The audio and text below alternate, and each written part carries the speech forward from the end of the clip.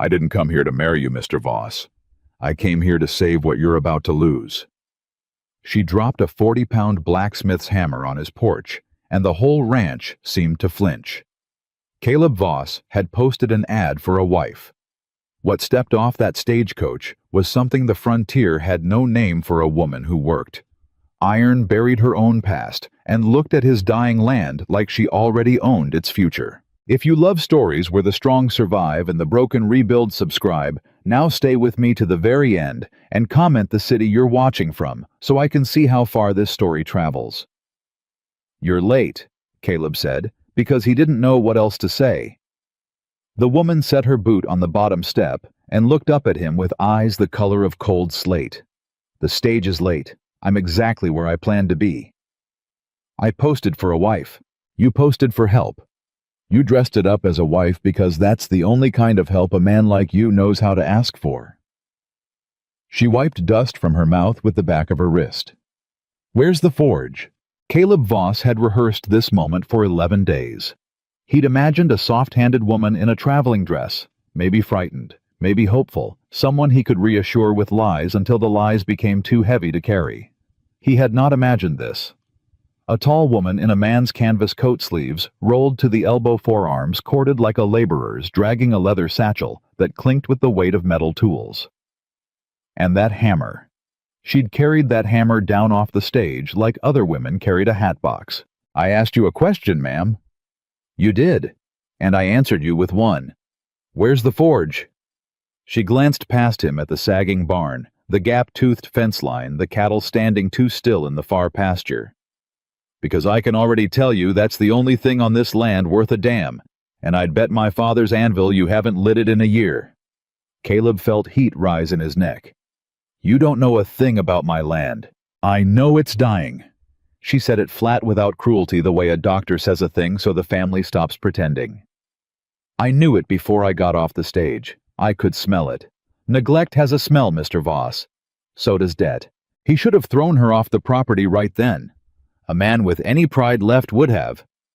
But Caleb Voss had traded most of his pride to the bank in Cheyenne over the last 2 winters, and what he had left, he was saving for the day the marshal came to put him and the girl off this land for good.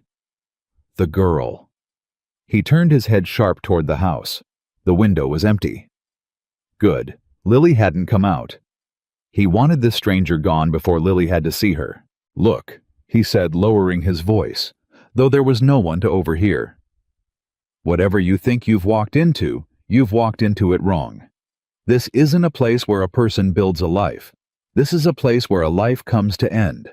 I put that notice up because I was out of every other idea. I don't have money to pay you. I didn't ask for money. Room to keep you comfortable. I didn't ask to be comfortable. Would you let me finish a sentence? When you say something true, I'll let it stand." She hefted the satchel higher on her shoulder. "So far, you've told me what you don't have. I don't care what you don't have. Every man who's ever failed has a list of what he doesn't have. Show me what you've got, and I'll tell you whether it's worth saving." For a long moment, they simply stared at each other, the cowboy who'd run out of options, and the woman who refused to acknowledge that options could run out at all. "What's your name?" he finally asked. "Mara Rourke." "Caleb Voss." "I know. It was on the notice." She stepped up onto the porch uninvited, and now they stood close enough that he could see the burn scars scattered up her right forearm. Small, silvered old. Working scars. Not accidents. The marks of a person who'd stood too near heat on purpose thousands of times. "The forge, Mr. Voss. I won't ask again. If it's rusted through, I need to know tonight because tomorrow I start work, and I don't waste daylight learning what I could have learned in the dark." That was the first time the ranch stopped falling and simply held its breath. He took her to the forge because he didn't know how to refuse a person who refused to be refused. It sat in the old shed behind the barn, and Caleb hadn't opened the door in 14 months, not since his brother's tools had gone quiet along with everything else. He put his shoulder to the warped door, and it groaned inward, and the smell of cold ash and rust rolled out to meet them. Mara walked in like she was coming home. She didn't speak for a full minute. She set down her satchel. She ran her fingers over the anvil's face, over the bick, checked the hardy hole with her thumb. She crouched at the fire pot and dug through the dead coals until she reached the tuyere, and she blew across it listening. She stood, took the tongs off their hook, opened and closed them, weighed them in her palm, hung them back exactly where they'd been. "Your brothers?" she asked. Caleb's jaw tightened. "How'd you—" "The tools are set for a right-handed man taller than you. You favor your left when you carry weight. I watched you with the door, and you touched the door frame on your way in like it belonged to somebody you can't talk to anymore." She turned to face him. "So, your brothers?" "Josiah." The name came out rougher than he meant it. "He and his wife. They had the ranch before me. It was theirs. And now it's yours. Now it's the bank's near enough." Mara nodded slowly, filing that away. Then she said the thing that changed the shape of the evening. "There's a child in the house." Caleb went very still. "What did you say?" "There's a child. I saw a plate at the window when the stage pulled up too small for a grown hand, set too low on the sill. And there's a swing rope on the cottonwood that's been re-knotted by someone who couldn't reach the old knot, so they tied a new one lower. A child, Mr. Voss. You didn't mention a child." He hadn't. That was the one thing he'd guarded like his own heartbeat, because the child was the thing that could not be bargained, the thing no notice could ever be honest enough to hold. He had told himself he'd tell whatever woman came after she'd already decided to stay. After, never before. "That's not your concern," he said. "Everything on this land is my concern the minute I pick up that hammer." Her voice didn't rise. That was the unnerving thing about her, she never rose. She just kept coming level and steady like water finding the low ground. "How old?" He almost didn't answer, but there was something in the plainness of her. Something that made lying feel like more effort than it was worth. 8. My niece, Lily." "Where's her mother?" "Dead. Both of them. Josiah and his wife 3 winters back. Fever took Josiah in a week. It took his wife slower." He heard his own voice going hollow the way it did whenever he got too near that year. Lily was 5. She was in the house when her mother passed. Nobody knew for 2 days that the woman had died in the night because the child never made a sound, never called for anybody, just sat with her. Mara said nothing. "She hasn't spoken since," Caleb said. 3 years, not one word. Doctors in Cheyenne said her voice would come back when she was ready. She's never been ready. So no ma'am, I didn't put a mute child in a wife wanted notice because there isn't a woman alive who reads that and gets on a stage. He expected pity. He'd learned to expect pity and to hate it. What Mara Rourke gave him instead was a question. Does she watch things work? Does she watch a person work with their hands? The question caught him so far off guard he answered before he could think. Yeah. She used to sit with Josiah in here, when she was little. She'd sit on that stool and watch him for hours. Then leave the door open, Mara said, and picked up her hammer. She did not sleep in the house that night. She slept in the shed on a bedroll she pulled from her own satchel beside the cold forge, and when Caleb came out at first light with 2 cups of coffee, he didn't know why he'd poured the fire was already lit. Not just lit, roaring. The bellows sighed and the coals glowed white gold, and Mara stood over the anvil in a leather apron he hadn't seen her carry, hammering a length of iron that had been, until very recently, one of the broken hinges off the barn door. "You slept in the forge," Caleb said stupidly. "I slept next to the only warm thing on this ranch." She struck 3 times, turned the iron, struck again. Her whole body moved with it, shoulders, hips, the pivot of her back foot, and the metal answered her folding, thinning, taking a shape. "By the way, your barn door's got 4 hinges. 2 are rust. 1's cracked. This last one I can save. After that, we'll talk about what's killing your cattle because it isn't winter and it isn't luck." Caleb set the coffee down on the workbench. He didn't drink his. He just watched her hands. "You always talk like this?" he asked. "Like the answer's already decided, and everybody else is running to catch up." "When I'm right, yes." She quenched the iron in the slack tub, and it screamed steam. You want me to talk soft and pretend I can? My father did that his whole life, talked soft. Let men who knew half of what he knew tell him he was wrong. You know what soft talking got him? What?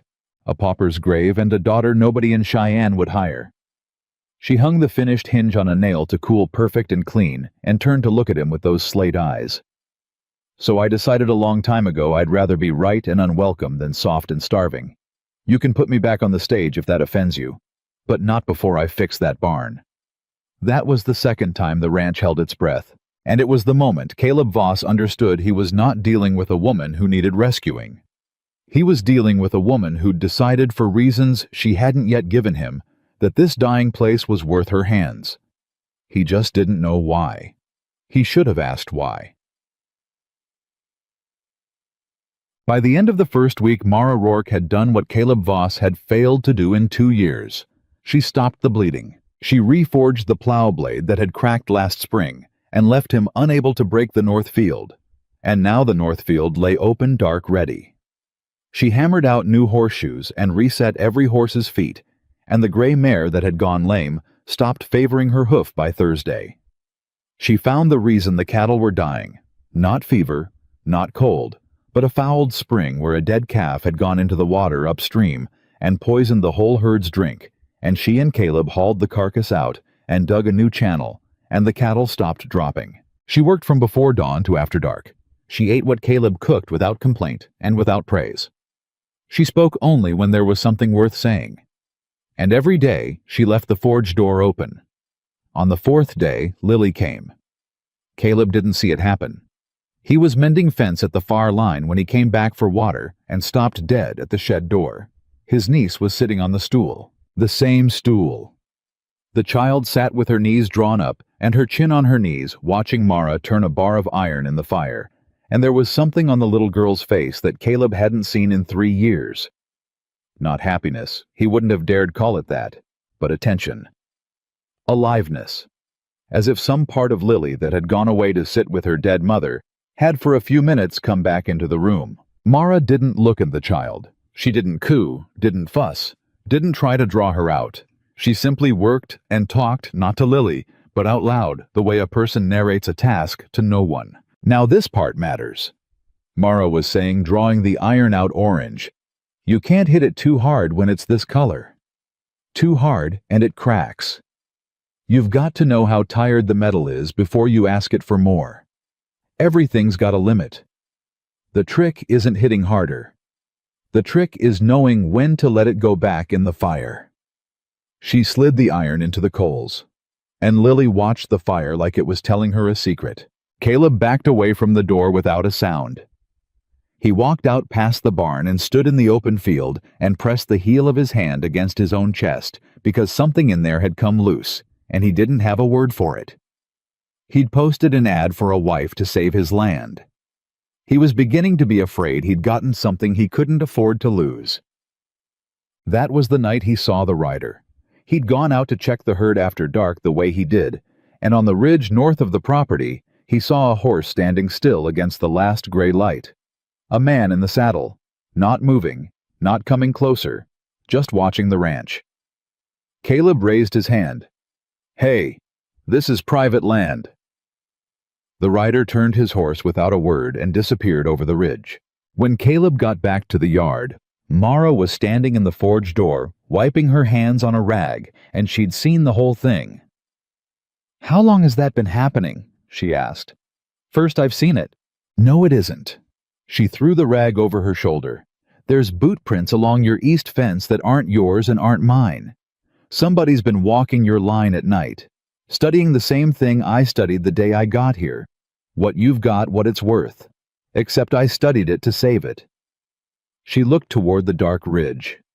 I don't think he did. Could be a drifter. Could be somebody looking to steal cattle. Cattle rustlers don't sit still on a ridge letting themselves be seen. That man wanted you to see him.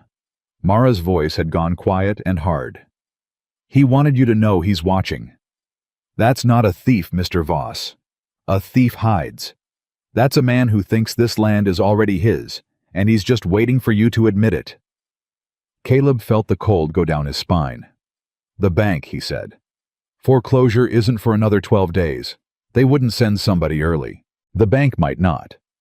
Mara turned and went back into the forge, but she stopped in the doorway and looked back at him, and for the first time since she'd stepped off that stage, there was something in her face that wasn't certainty.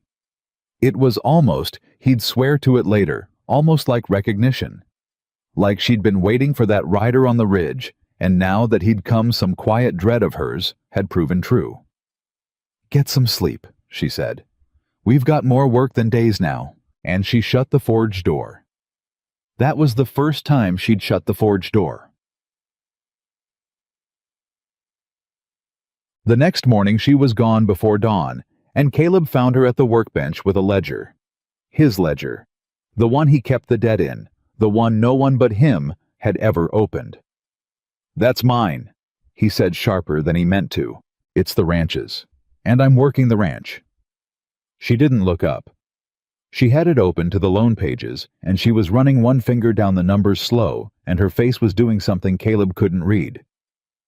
"Who's the bank officer holds your note?" "There's a name here, half rubbed out. Fella named Ansel Crow, loan manager at the Cattleman's Bank in Cheyenne." Caleb crossed the shed. "Why?" Mara went still. Truly still, in a way he hadn't seen from her. Not the alert stillness of a worker judging metal, but the frozen stillness of a person who's heard a name they weren't ready to hear. "Crow," she repeated. "You know him." She didn't answer right away. When she did, her voice had changed. Something underneath it. "I knew a man in Cheyenne who ruined people. Loaned to them soft and easy, and then when they'd built something worth taking, he'd change the terms, move the dates, call the note early. And when the poor fool couldn't pay in time because Crow made sure he couldn't, there was always a buyer standing right there ready to take the land for pennies." She closed the ledger. "My father borrowed from that bank once, to keep his forge. You want to know how he ended in a pauper's grave, Mr. Voss? He borrowed from Ansel Crow." The forge seemed very quiet. "You said you came here to work," Caleb said slowly. "You said you read my notice." "I did read your notice." Mara looked at him, and now the recognition he'd seen the night before was full in her face, undisguised. "I read it pinned to the board outside the land office in Cheyenne. And you want to know what was pinned right next to it? Your foreclosure notice. Public record. Cattleman's Bank versus Caleb Voss, and the buyer already named on the transfer of debt, the man who bought your note off the bank, so he'd own it when the hammer fell." She let a breath out, slow. "I recognized the name.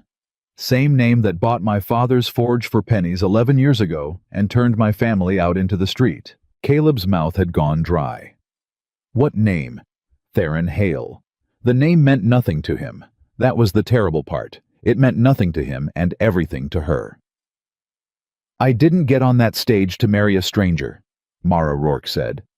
"I got on that stage because I read your name and I read his, and I decided that this one time, Theron Hale was going to reach for a piece of land and find somebody standing on it who knew exactly what he was and wasn't afraid of him." She set the ledger down between them, like a wall coming down. "You didn't send for a wife, Mr. Voss. You sent up a flag, and I'm the only person in the whole territory who was ever going to read it right." Caleb Voss sat down on the workbench like his legs had quit on him. "You used me," he said. "I answered you." Mara didn't flinch. "There's a difference, and you'll want to learn it, because it's the difference that's going to save this ranch. If you want to be angry that I've got my own reasons, go ahead. I've got my own reasons, but my reasons and yours point the same direction, and there's a man on your ridge who wants us pointed at each other." She leaned in. "So, you want to fight about who used who, or you want to fight the man who bought your life for pennies before you ever met me?" He wanted to be angry. He had every right to be angry. She'd walked onto his land under one story, and here was another underneath it, and a man's pride.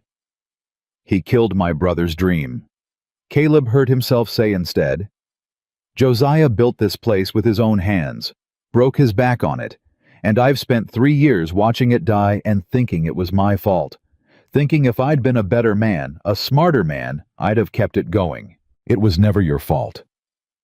Mara said it fast and hard, and it landed somewhere in Caleb hadn't been touched in a long time. That's the trick of a man like Hale.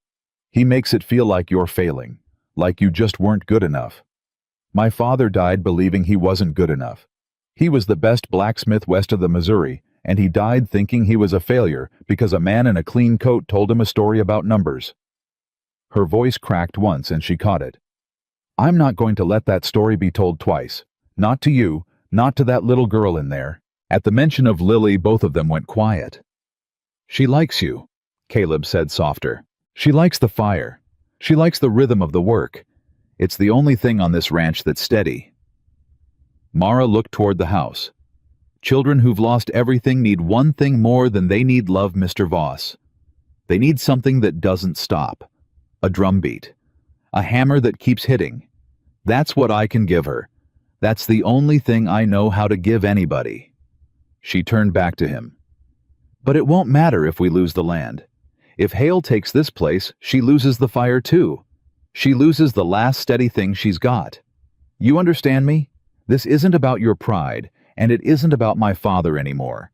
It's about whether that child gets to keep the one thing that's holding her together. Caleb looked at his hands.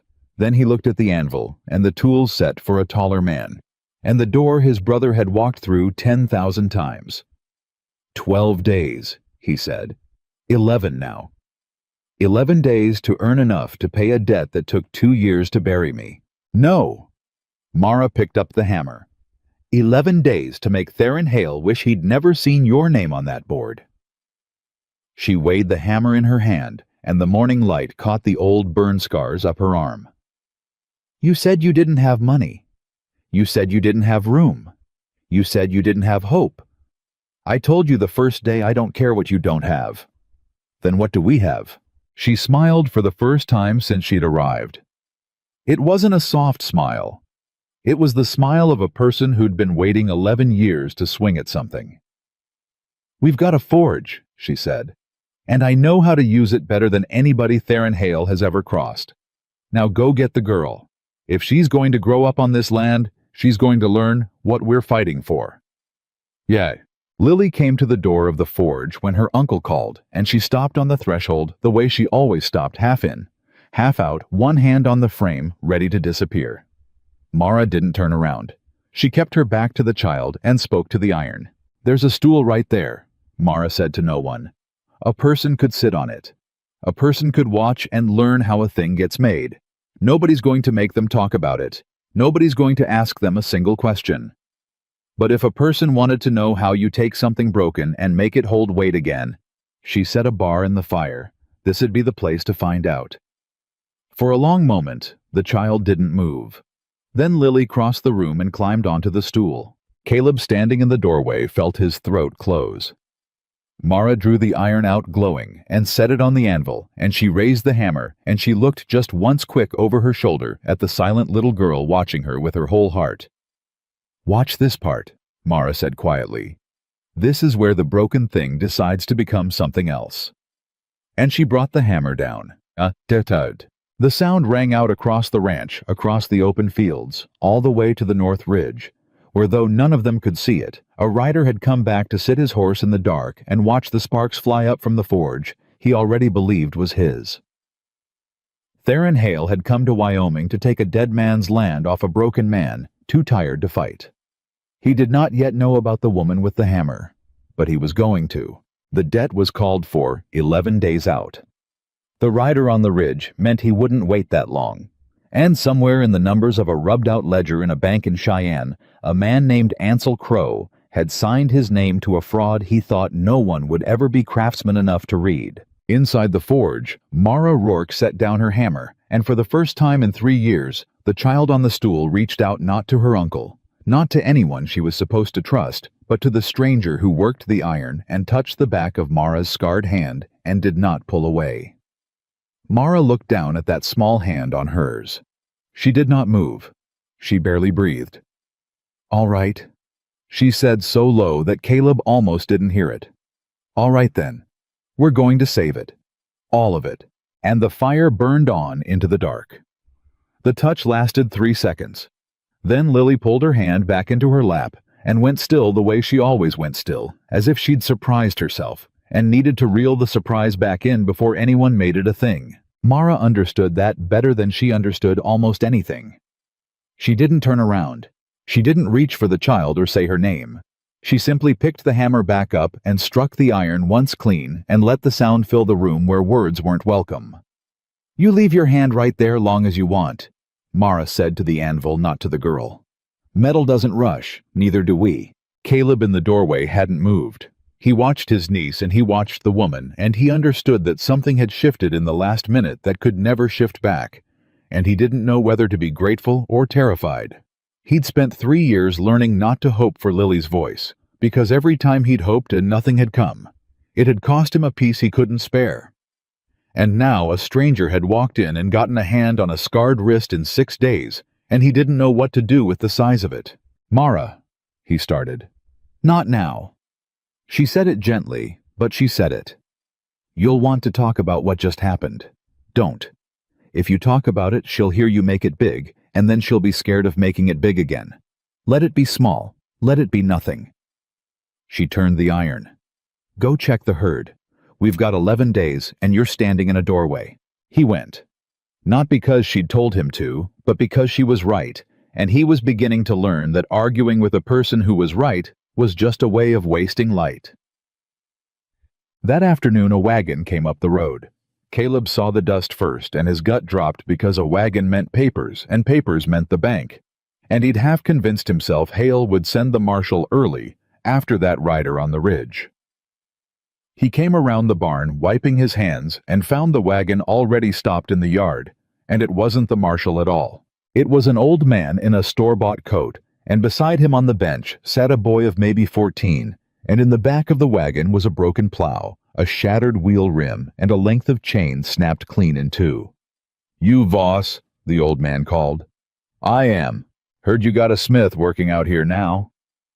The old man climbed down, slow his knees, not what they'd been. "Name's Dutch Halloran. Got a place 8 miles south. My boy here run our plow into a stump and cracked the beam clean, and the smith in Red Bluff wants $3 in a week I don't have on account of plantings already late."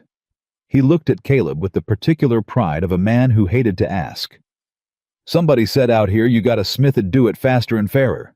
That true, or'd I drive 8 miles for a story?" Caleb opened his mouth to say he didn't know, and Mara's voice came from behind him. "Bring it in." She'd come out of the forge without either of them hearing apron on sleeves up, and she walked to the wagon and put her hands on the broken plow beam before the old man had finished being surprised that the smith was a woman. "This isn't cracked," she said, running her thumb along the brake. "This is snapped. Different jobs. Snapped I can weld and reinforce so it's stronger than it was. Cracked you just patch and pray." She looked up at Dutch. 50 cents. Done by tomorrow noon." The old man blinked. 50 cents. Red Bluff wanted $3. Red Bluff wants $3 because Red Bluff knows you've got no place else to go. Mara hefted the beam out of the wagon like it weighed nothing. "I'm not Red Bluff." Dutch Halloran looked at Caleb, then at the woman, then back at Caleb, and something worked its way across his weathered face that Caleb hadn't seen aimed at his ranch in a long, long time. It was respect. "My boy'll ride back for it tomorrow," Dutch said. He dug in his coat and put 2 quarters in Mara's palm and closed her scarred fingers over them himself. "You do it strong now. That plow's gotta last me the season." "It'll last you your grandson," Mara said. The old man laughed an actual laugh, surprised out of him, and climbed back up on the wagon, and the boy took the reins, and they rattled off south. Caleb watched the dust, and didn't say anything for a moment. Then he said the obvious thing. 50 cents doesn't pay a bank.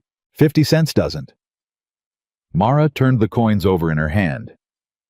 "But that old man's going to tell every farmer between here and Red Bluff that there's a smith on the Voss place who fixed his plow for 50 cents and did it right. And half of them have got broken tools they've been nursing along because Red Bluff robs them." She pocketed the quarters. "You don't pay a bank with one man, Mr. Voss. You pay it with 100 men who've each got a job too small for the town smith to bother with, and too important to leave broke." She hefted the plow beam. We're not going to outborrow Theron Hale. We're going to outwork him. That old man is the first stone in a wall. Carried the beam into the forge, and Caleb stood in the yard, turning the idea over, and for the first time in 2 years, he felt something he'd almost forgotten the shape of. He felt like there might be a way through. Word did spread, faster than even Mara predicted, because it turned out a woman blacksmith on a failing ranch was exactly the kind of thing that traveled a country road faster than any wagon. By the 3rd day after Dutch Halloran, 4 more wagons had come. A man with a busted wheel rim, a widow with a stove door burned through, 2 brothers with a whole crate of dull, chipped, and broken tools they'd been meaning to replace for a year. Each of them came suspicious. Each of them left telling somebody else. Mara worked them all. She worked from dark to dark, and she worked fast, and she never once did a job halfway. And every one of them she watched a small thing happen. They'd come to the forge nervous about the woman with the hammer, and then they'd see her strike, and the doubt would fall off their faces because there was no arguing with the work. The work was the work. Nobody who saw her draw a weld or true a wheel walked away doubting whether she could do it. And Lily watched all of it. The child had claimed the stool. That was simply how it was now. She sat in the corner of the forge from morning till Caleb carried her in to sleep, and she watched every job that came through, and slowly. So slowly, Caleb only noticed because he was watching for it. She began to move. Not talk, not yet, but move.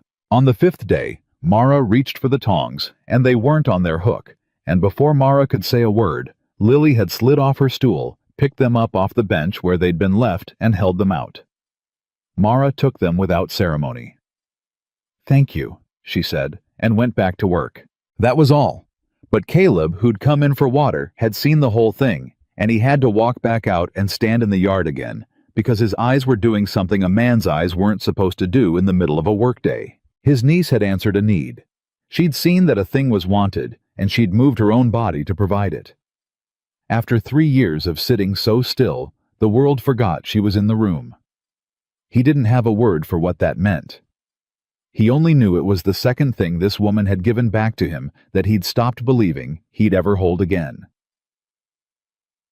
The trouble came on the 6th day, and it came as trouble on the frontier so often did, wearing a friendly face.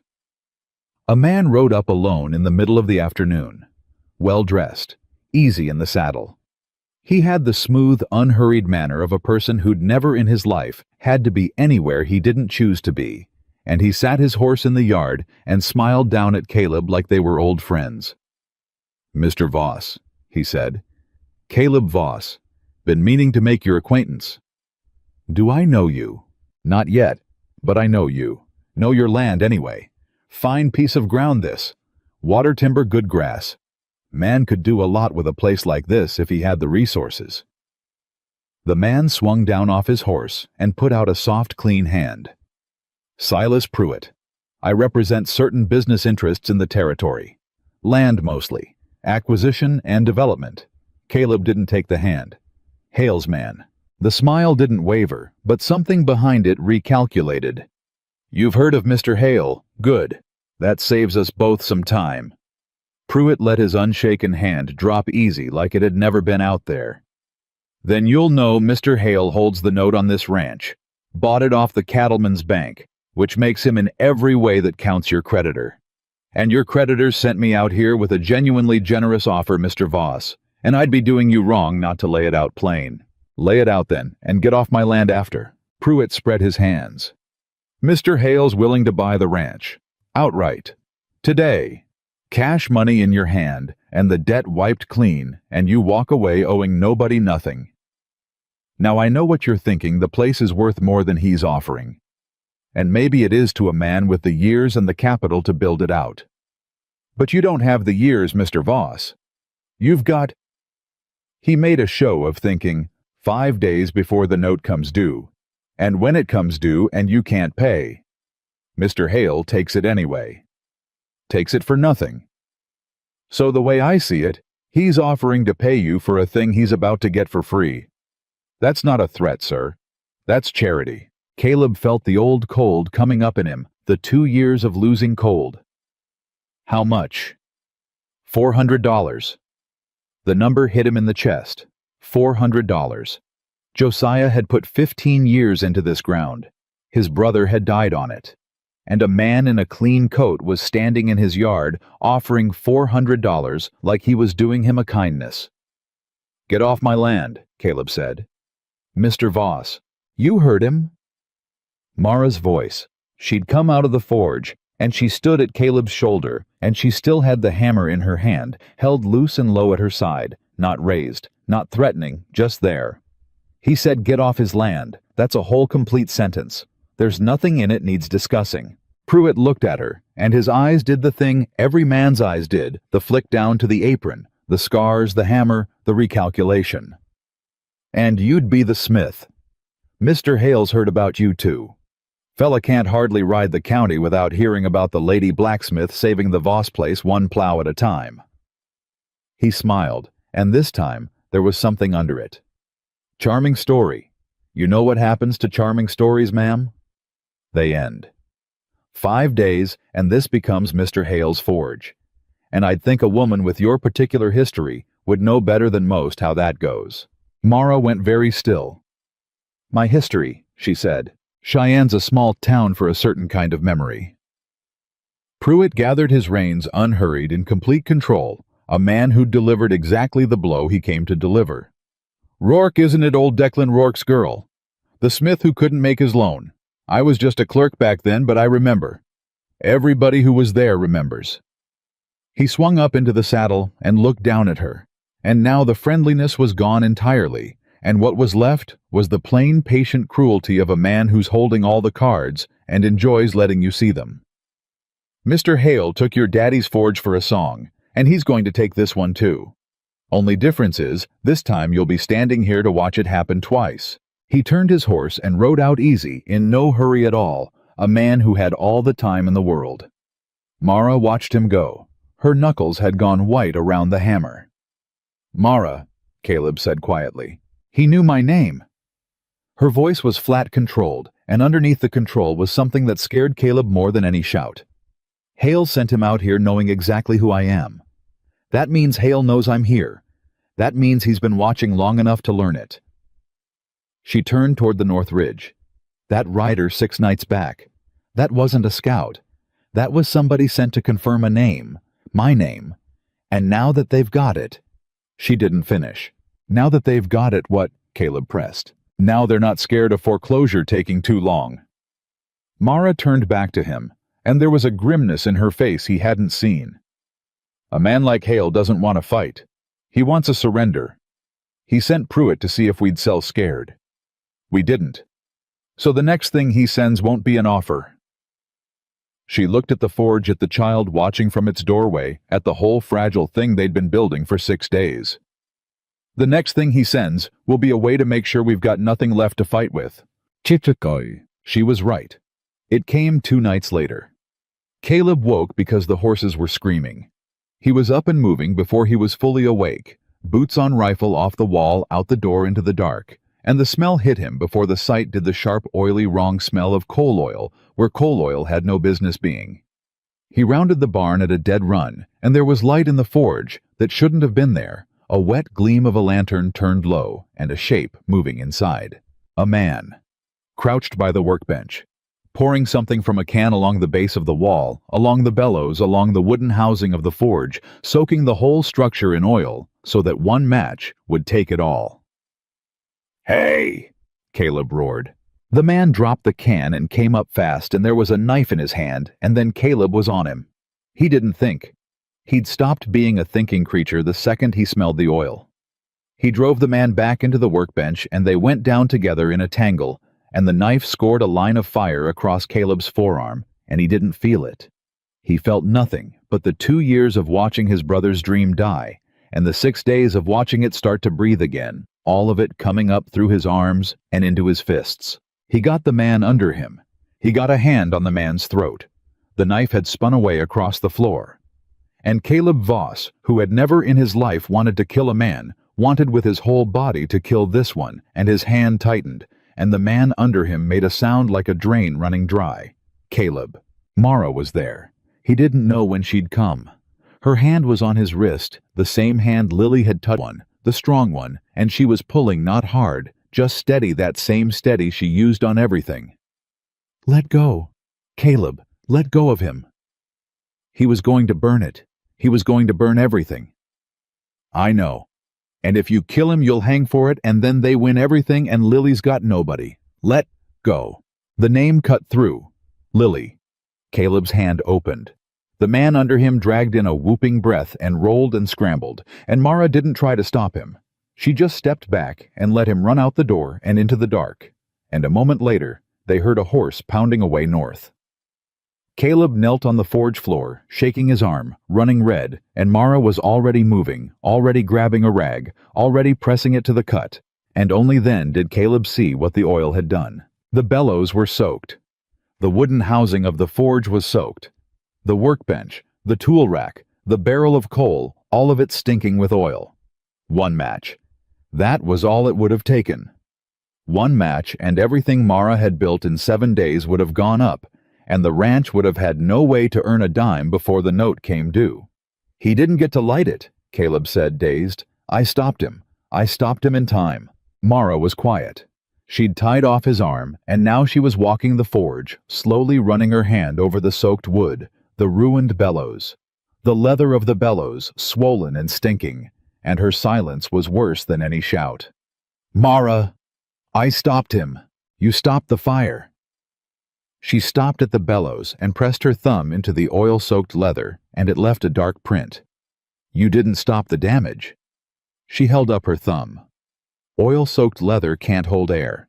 This bellows is dead, and a forge with no bellows can't reach welding heat, and a forge that can't reach welding heat. She looked at him, and there it was, the thing she'd been afraid to say. Can't do the jobs that pay, the plows, the wheels, the reinforcing. All of it needs heat I can't make now. Caleb felt the floor drop out from under the small hope he'd been standing on. How long to fix it? To make a new bellows right, cure the leather, build the frame, season it. Mara wiped her thumb on her apron. 2 weeks, maybe 3. We've got 3 days. I know. They looked at each other across the ruined forge, the smell of oil thick around them, and for the first time since Mara Rourke had stepped off that stage, carrying a hammer like a weapon, Caleb Voss watched certainty leave her face. Hale hadn't needed to burn the forge.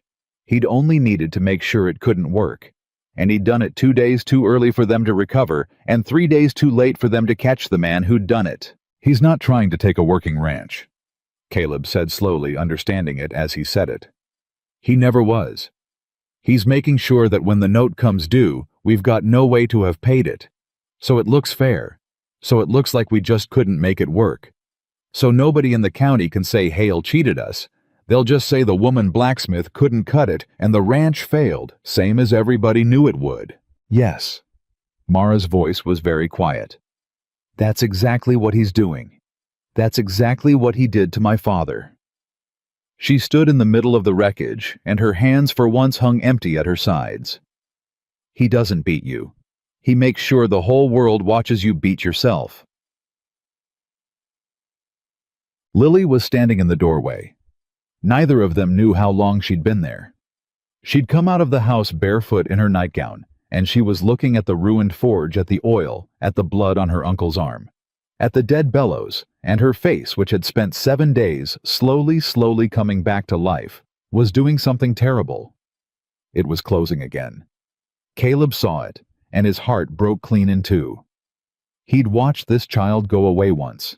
He couldn't watch it happen twice. Lily, he started moving toward her, but Mara got there first. Mara crossed the forge and knelt down in front of the child, right down in the oil and the ash, and she didn't touch her, and she didn't tell her it was all right because it wasn't all right, and children who've lost everything can always tell when you're lying about that. Somebody tried to break our forge tonight, Mara said. Plain, level, the truth. A bad man sent somebody to break it because he wants to take this land, and he doesn't want us to have any way to keep it. And he hurt the bellows. So right now, this second, our forge can't do the big jobs. Lily stared at her, and her lip had started to tremble, And Caleb wanted to shout at Mara to stop, to soften it, to lie to the child the way you were supposed to lie to a scared child. But here's what he doesn't know. Mara leaned in, and her voice dropped not into softness, but into something fierce and low and steady, the voice she used on iron when it was fighting her. He thinks breaking a thing is the end. He thinks that's how you win. But you and me, Lily, we know something he doesn't know. We know what you do with a broken thing. She held the child's eyes. You don't cry over it. You don't walk away from it. You put it back in the fire, and you hit it until it holds again. That's all we've ever done in this forge. That's the only thing I know how to do, and I am not. Her voice cracked, and she let the child see it. I am not going to let a man in a clean coat teach you that broken things stay broken, because they don't. You hear me? Broken things get made again. That's the whole reason there's a forge. The child stared at her. And then Lily did the thing that none of them, least of all Mara, had earned yet. She stepped forward into the oil and the ash in her bare feet, and she put both her small arms around Mara Rourke's neck, and she held on. Mara went rigid. Her hands came up slow, uncertain. A woman who fixed things, and did not know how to be held by the thing she was fixing. And then her arms closed around the child, and she pressed her oil-stained hand to the back of Lily's head, and she shut her eyes, and over the little girl's shoulder she looked at Caleb. And Caleb saw, on the face of the strongest person he'd ever met, something he'd never expected to see there. He saw fear. Not fear of Hale. Fear of this. Fear of the child in her arms, and how much it had just started to matter. They didn't sleep. There was no sleeping after that. They carried Lily back to bed, and she went finally down into an exhausted sleep, and Caleb and Mara sat in the wrecked forge in the last dark before dawn, and Caleb bound his own arm properly, and neither of them spoke for a long time.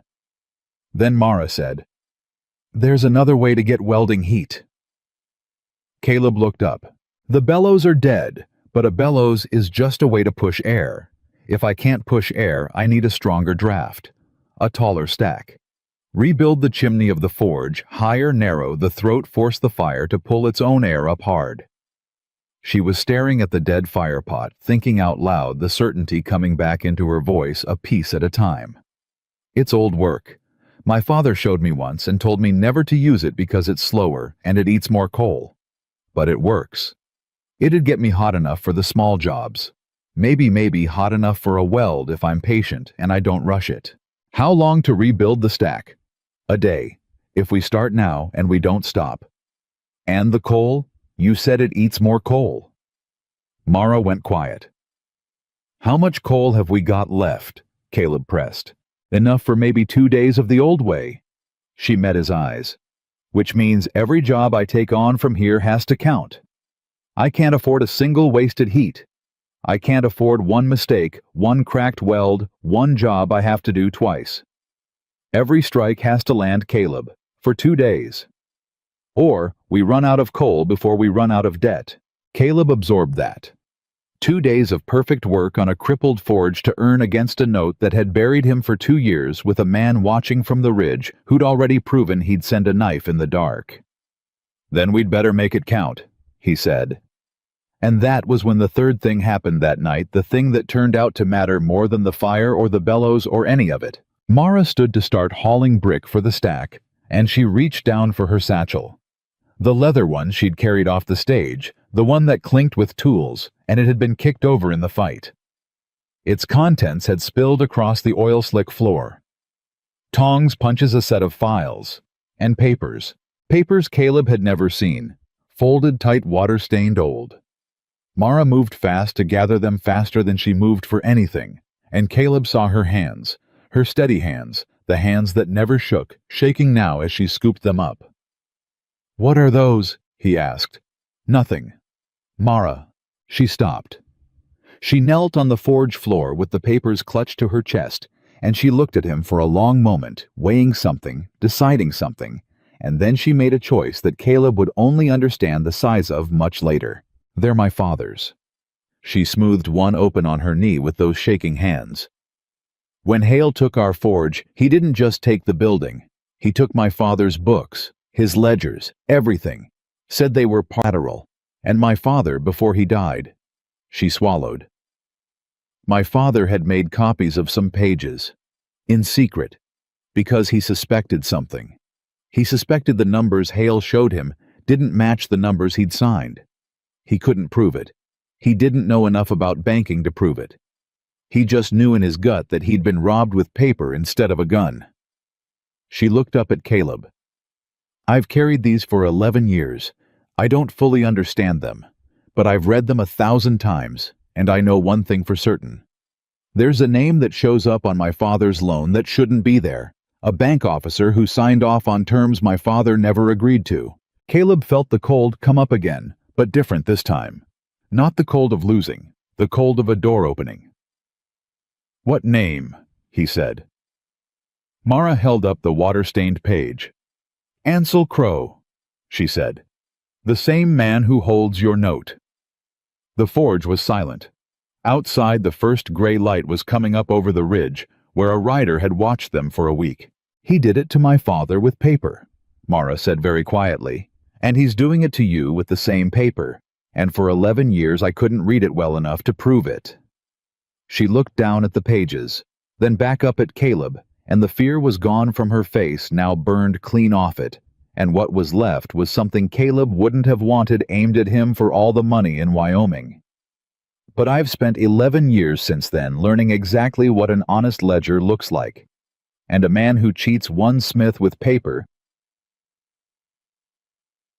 She folded the pages and tucked them into her apron over her heart. "Cheats them all the same way. Which means, whatever Crow did to my father, he did to you too. It's in your ledger, Caleb. The rubbed-out name, the changed dates. It's the same fraud. I just have to prove it before that note comes due." She stood, and she picked up her hammer, and she picked up the first brick for the stack, and she turned to face the ruined forge her enemy had tried to kill in the dark. "2 days," she said. "Get the mortar. We've got a fire to raise and a thief to catch, and I mean to do both before the sun comes up on the day that man thinks he's going to take everything I love a second time."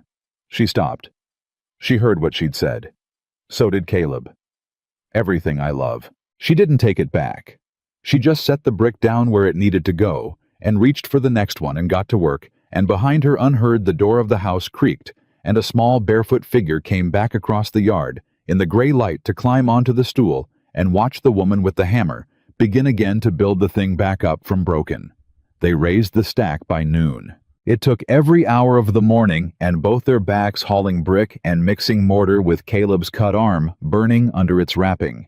But by the time the sun stood straight overhead, the chimney of the forge climbed a full 4 feet higher than it had narrowed at the throat, the way Mara's father had shown her once and warned her never to use. And when Mara lit the fire and stepped back and watched the flame lean and pull and draw its own air up the tall, dark throat, the coals began to glow slow at first, then deeper, then that hungry gold that meant the fire had found its breath.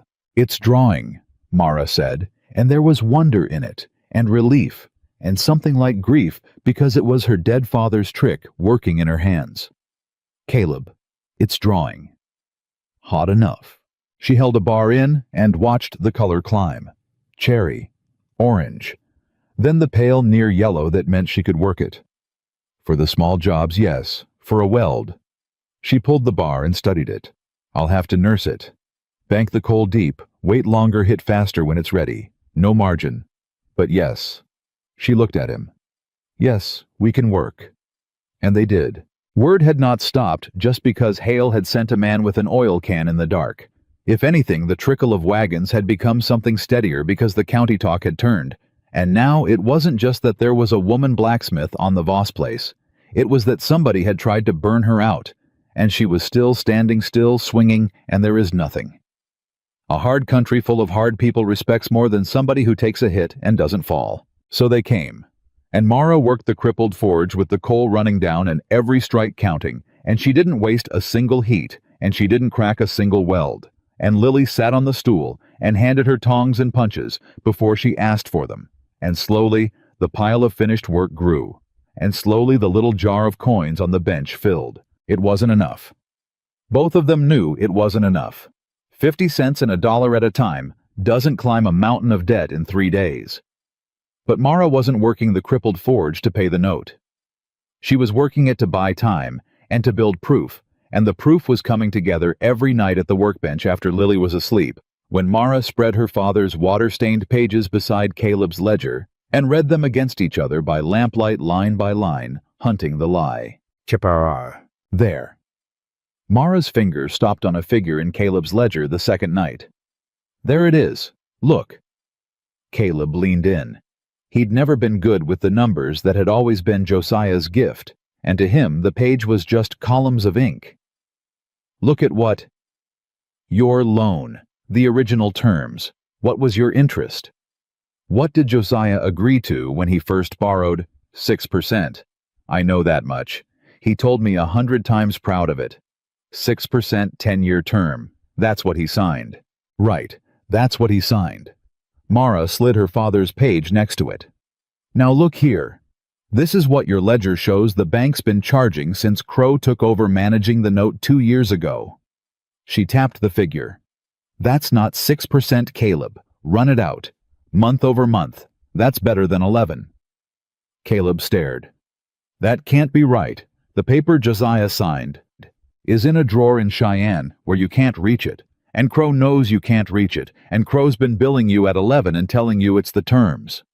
Mara's voice was tight and quiet and vibrating with a thing 11 years old. That's the trick. He doubles the burden quietly year over year, and the poor rancher just thinks he's failing, thinks he can't make his own land pay. Never once suspects the number itself is a lie because who checks? Who's got a copy of the original terms sitting in their own house? She pressed her father's page flat. My father did. That's what these are. My father. God rest him, wrote down every single term the day he signed in his own hand witnessed. And then Crow changed the bank's copy and charged him double and let him die, thinking he was a failure. And these pages prove the two numbers don't match. They prove Crow altered the terms. For your father. Caleb's mind was racing now. But that's your father's loan. It doesn't prove anything about mine. By itself, no. Mara sat back. By itself, it's an old grievance from a dead man about a bank that'll say I forged it. Nobody's going to reopen an 11-year-old case on a Smith's daughter's word. She looked at Caleb's ledger. But yours is live. Yours is right now. And if I can show that Crow did the exact same thing to you, altered your terms, charged you a rate you never agreed to, then I've got 2 frauds by the same hand, and 2 frauds isn't a grievance anymore. 2 frauds is a pattern. 2 frauds a judge has to look at. How do we prove mine? And here Mara went quiet because here was the wall. We can't, she said finally. Not from here. To prove yours, I need the same thing my father had. The original terms. What Josiah actually signed. And that paper is in the bank's vault in Cheyenne in Crow's own hand, and there's not a chance in the world Ansel Crow hands it to the woman trying to expose him. She rubbed her eyes. Everything I need is in Cheyenne, and the note comes due here in 3 days. I can't be in 2 places. Caleb looked at her a long moment. Josiah kept copies, he said slowly. Mara went still. What? My brother. He kept copies of things. He was God. He was careful, Mara, more careful than me. When he built this place, he kept every receipt, every bill of sale, every... Caleb was already standing. He had a strongbox, a tin strongbox he kept under the floor of the bedroom. I haven't opened it since he died. Couldn't bear to. But if he kept his loan papers anywhere... They were both moving now out of the forge across the yard into the dark house, and Caleb went down on his knees in the corner of the bedroom that had been his brother's, and pried up the loose board with his knife, and reached down into the cold space beneath the floor, and his fingers closed on cold tin. He pulled the strongbox out. His hands were shaking now the way Mara's had shaken over her father's pages, because this was the last thing of Josiah's. He had never touched the last unopened room of his brother. Open it, Mara said softly. He opened it. Receipts. Letters. A tintype of Josiah and his wife on their wedding day, that made Caleb's breath catch. A child's drawing lilies from before, folded careful. And underneath all of it, in a leather envelope, tying a document.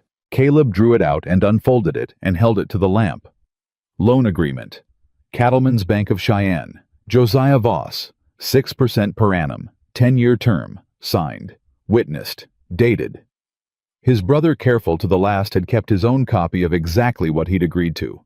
Same as Declan Rourke had.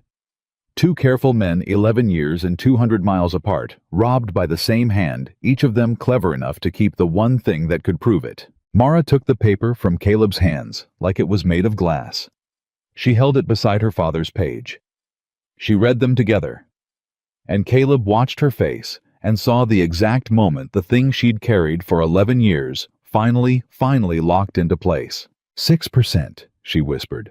Josiah signed 6. The bank's charging you 11. Same hand, same lie, same man. She looked up, and there were tears standing in her eyes, and she was smiling at the same time, a terrible, fierce smile. Caleb, we've got him. We've got him twice.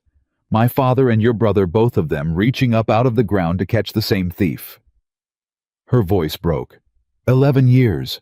11 years I carried this, and I couldn't do a thing with it. And it took a dying ranch 200 miles away, and a man careful enough to hide a tin box under his floor. She couldn't finish.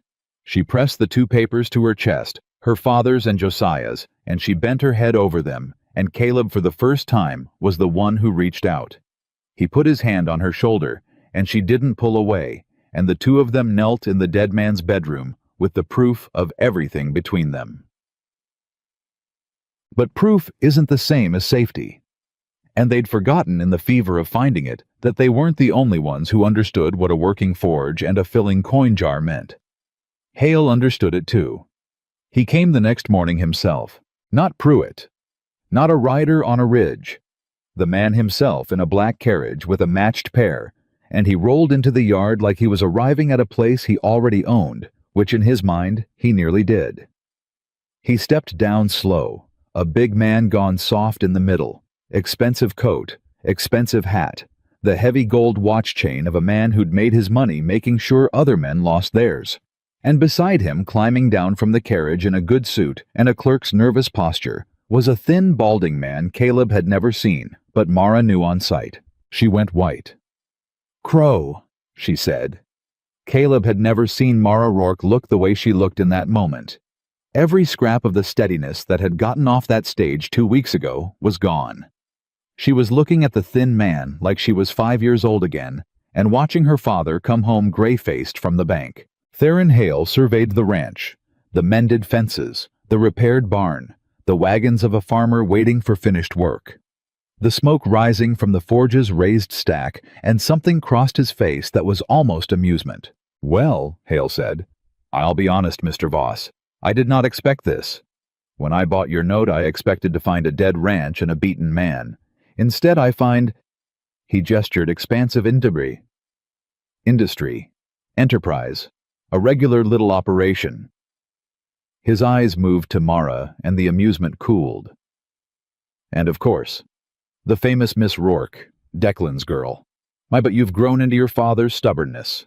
Get to it, Hale." Mara's voice shook, and she hated that it shook. "You didn't drive out here to admire the fences." "No, I did not." Hale's genial mask dropped away easy, like it had never fit anyway.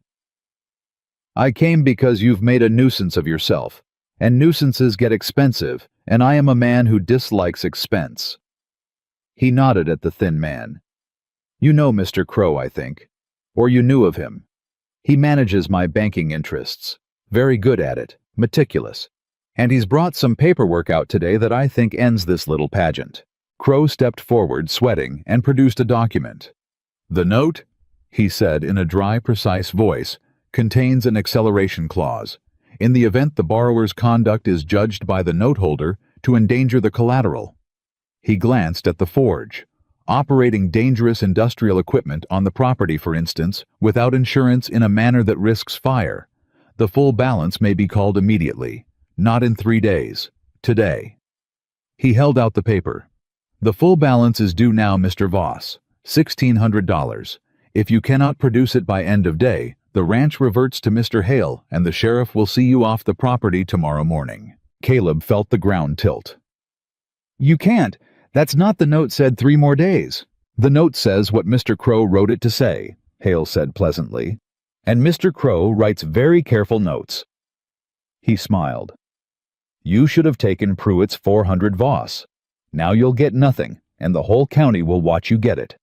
A woman blacksmith and a mute child and a failed rancher put off their land fair and legal because they couldn't make the numbers work. Sad story. People love a sad story." And that was the moment, that exact moment, with Hale smiling and Crow holding out his fraudulent paper and Caleb's world caving in, that Mara Rourke stopped shaking. Caleb saw it happen. He saw the fear leave her the way heat leaves quenched iron, all at once hissing gone. Because Theron Hale had just made the one mistake a clever man makes when he's grown too used to winning. He'd brought Ansel Crow with him. He'd brought the forger to the scene of the forgery. $1,600, Mara said quietly. "At what interest, Mr. Crow?" Crow blinked. "The note's terms." "At what interest? Say the number out loud, in front of everybody." She took a step toward him, and the thin man actually stepped back. "Because I've read Mr. Voss's ledger top to bottom, and by my arithmetic, you've been charging him 11% for 2 years.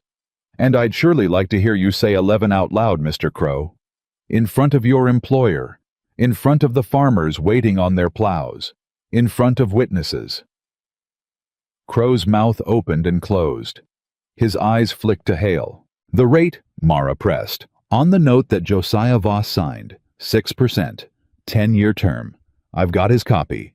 His own copy in his own hand, witnessed, kept in a strongbox under his own floor, because he was a careful man, and something told him to be." She hadn't raised her voice, but every soul in that yard had gone silent, the farmer and his boy, and Caleb, and even Hale.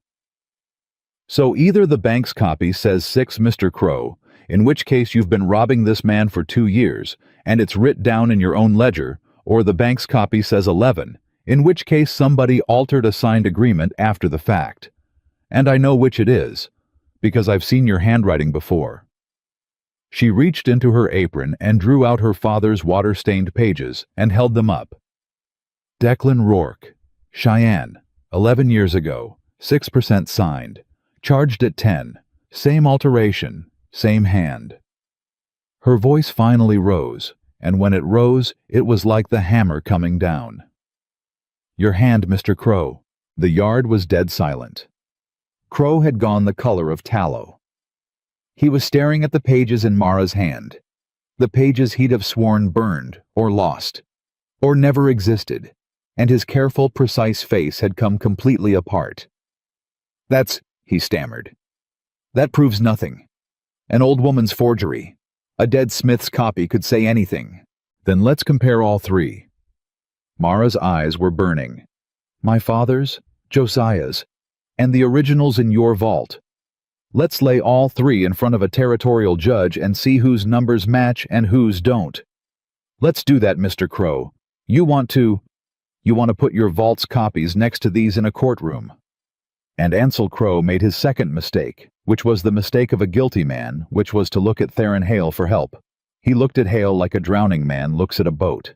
And Theron Hale, who was not a fool, who had not gotten rich by going down with clerks, looked back at Ansel Crow with the flat, cold, calculating eyes of a man already deciding which parts of the ship to cut loose. Caleb saw it. Mara saw it. Even the old farmer saw it. They all saw the exact instant Theron Hale stopped defending his banker and started measuring him for a fall.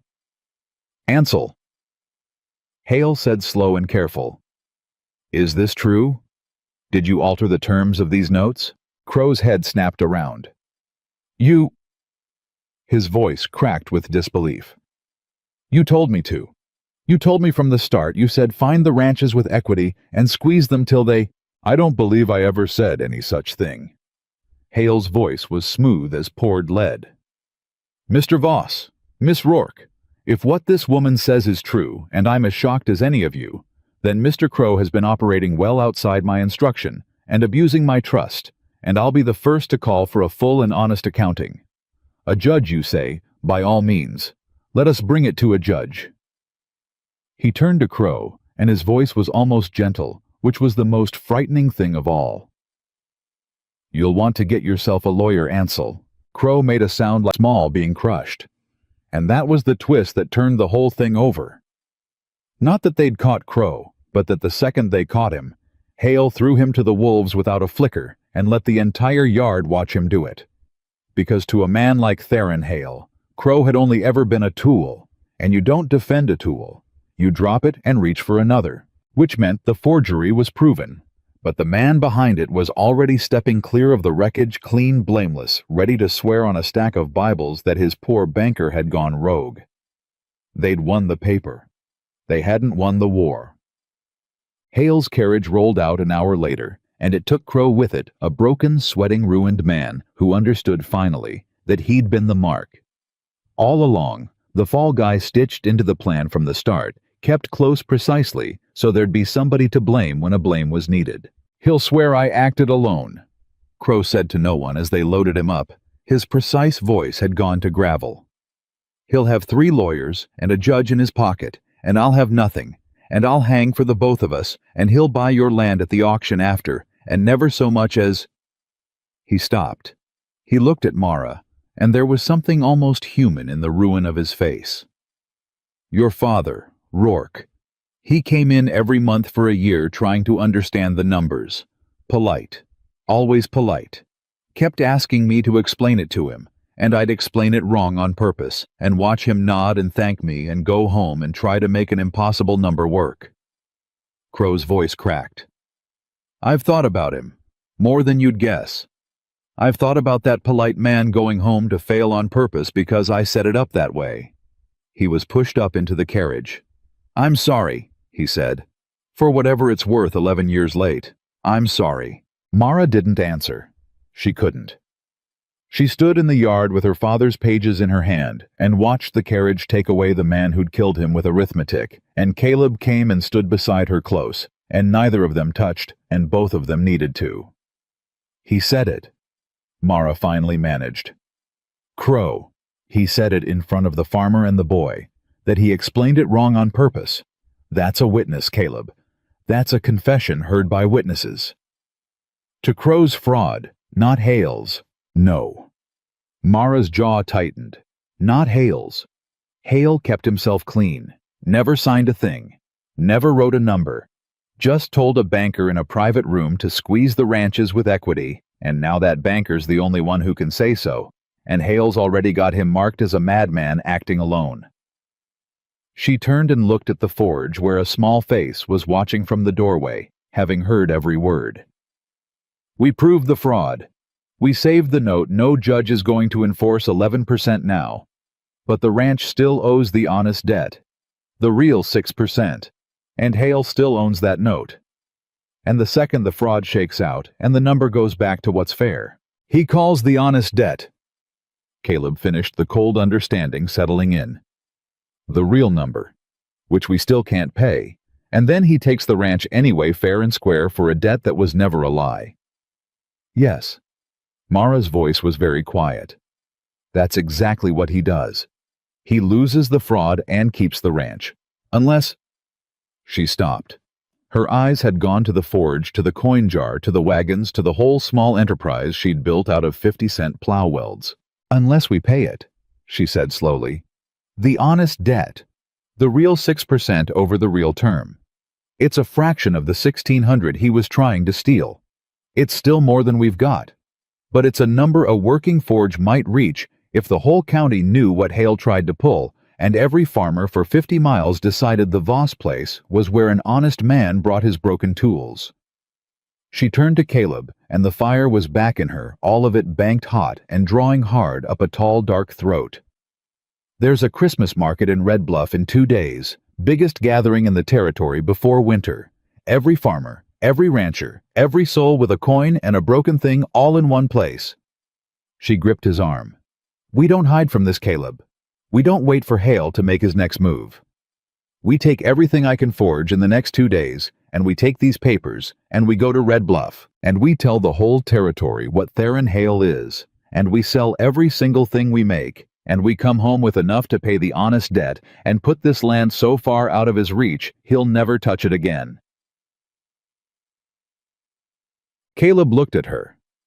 This woman who'd stepped off a stage with a hammer and a dead father's grievance, who'd raised his brother's forge from the ash and his brother's child from the silence, who was standing in his yard proposing they beat a rich man at the one game rich men always win. "2 days," he said, "on a crippled forge, with the coal near gone. Then we'd best not waste a strike."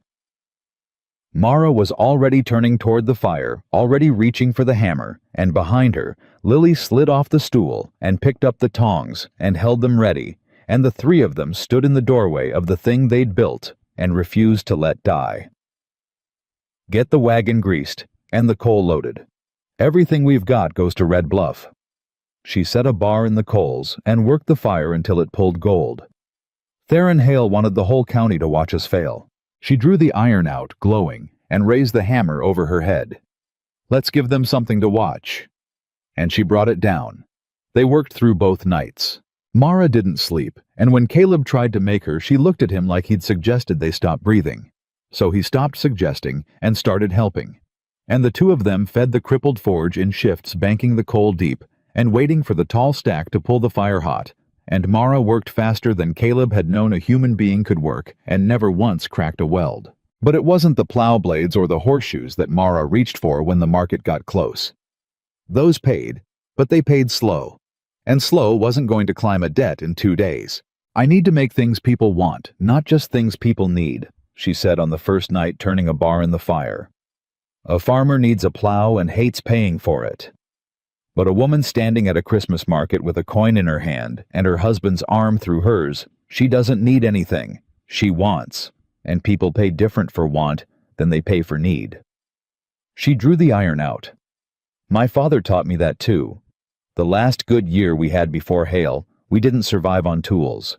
We survived on the pretty things, the things that made a hard house feel like a home." And then Caleb watched Mara Rourke do something he hadn't seen her do not once in the whole desperate stretch since she'd stepped off that stage. He watched her make something beautiful. The tools she made were honest and plain and strong. But now in the dead of night with the note days from due, her hands slowed and the hammer fell softer, and she began to coax the iron instead of command it. She drew out a fireplace poker and turned its handle into a twist of climbing vine. She made a set of hooks and gave each one the curl of a leaf at its tip. She hammered out a boot scraper in the shape of a running horse. So lifelike, Caleb swore the thing was about to leap off the anvil, and she made trivets with hearts worked into the iron and a candle stand that spiraled up like smoke and door latches, shaped like a bird taking wing. "Mara," Caleb said, watching her finish the running horse, and he didn't have the words for what he wanted to say, so he said the small, true thing. I didn't know you could do that." She didn't look up, but something moved across her face. "I'd forgotten I could," she said quietly. "You do enough plow blades for enough years, you start to think that's all you are. A tool for making tools." She set the horse down and looked at it. "My father used to say the difference between a blacksmith and an artist is the blacksmith makes what keeps you alive, and the artist makes what makes you glad you're alive. He said the good ones do both." She picked up the horse again, turned it in the lamplight. "I stopped doing both a long time ago. Somewhere around the time they buried him." Caleb was quiet a moment. "You're doing both now," he said. And Mara Rourke, who did not cry, who had not cried when the forge burned, or when Crow confessed, or when her father's name was thrown in her face. Mara turned away toward the fire so Caleb couldn't see, and worked the bellows that didn't work anymore out of pure habit. And after a moment, her voice came rough over her shoulder. "Don't. We've got no time for me getting soft over a horse." But she kept the horse. She didn't put it in the sale pile. Caleb noticed that. She set it on the workbench apart where Lily could see it, and she never said a word about why. Lily changed in those 2 nights. The child had been coming back a piece at a time for 2 weeks. But the 2 nights before Red Bluff, she came back in a rush, as if the fire's danger had shaken something loose that safety never could. She wouldn't leave the forge. When Caleb tried to carry her to bed, she clung to the stool and Mara said, let her stay, so they made a nest of blankets in the corner, and the child slept there in the heat and the ring of the hammer, and woke to hand over tongs, and slept again. And on the second night, the thing happened that neither of them would ever forget. Struggling. She'd been trying for an hour to draw a weld on a broken wagon axle, the kind of heavy job the crippled forge could barely reach. And twice the metal had come out of the fire, not quite hot enough. And twice she'd had to put it back, burning coal they couldn't spare. Her arms were shaking. She'd been awake for close to 40 hours, and when she pulled the axle the third time and it still wasn't right, something in the tireless woman finally frayed, and she set down the hammer and pressed both scarred hands flat on the anvil, and just breathed head down at the very end of herself. I can't get it hot enough, she said to the anvil. The stack's not enough. I need the bellows, and the bellows are dead, and I can't. Her voice caught. I can't do this alone. I've been telling everybody I can do everything alone since I was 17 years old, and then a small hand touched hers. Lily had climbed off her blankets. She stood at the anvil beside Mara, and she'd put her small hand over Mara's scarred one, and she was looking up at her. Not with fear, not with the closed-off blankness of the child who'd stepped off the stage into their lives, but with something clear and certain and awake. And then Lily let go of Mara's hand and walked to the dead bellows and put both her small hands on the handle and pushed. The bellows were ruined. Everyone knew the bellows were ruined. The oil-soaked leather couldn't hold air. But Lily didn't know the word ruined, or she'd decided she didn't care about it, and she pushed the handle down with her whole small body, and the swollen leather wheezed, and a thin, weak, wholly insufficient breath of air moved across the coals. It wasn't enough air to matter. Everyone in the forge knew it wasn't enough air to matter. But Mara Rourke looked at that child working a broken bellows with her whole heart to help, and something in the woman broke open that no fire and no fraud and no dead father had been able to reach. Okay, Mara whispered. Her voice was shaking. Okay, baby. Okay. Together then. And she wrapped her own scarred hands around the child's on the bellows handle, and the two of them pushed together, and Caleb ran to the other side and cupped his hands and blew across the coals himself. All three of them throwing everything they had at a fire that shouldn't have gotten hot enough, and it got hot enough. Maybe it was the three of them. Maybe it was the stack finally seasoned and drawing full. Maybe it was just that iron doesn't know how tired the people are that are working it. But the coals went from gold to white, and Mara pulled the axle, and it was right, finally right, glowing the pale near yellow of a metal, ready to become one thing out of two, and she got it on the anvil, and she raised the hammer, and she drew that weld, clean and perfect and strong. And when she quenched it, and it screamed steam, she turned around and grabbed Lily up off the ground and held her, this woman who didn't know how to be held, and pressed her face into the child's hair. You did that, Mara said. You hear me? That weld holds because of you. You did that. And Lily in her arms made a sound. It wasn't a word.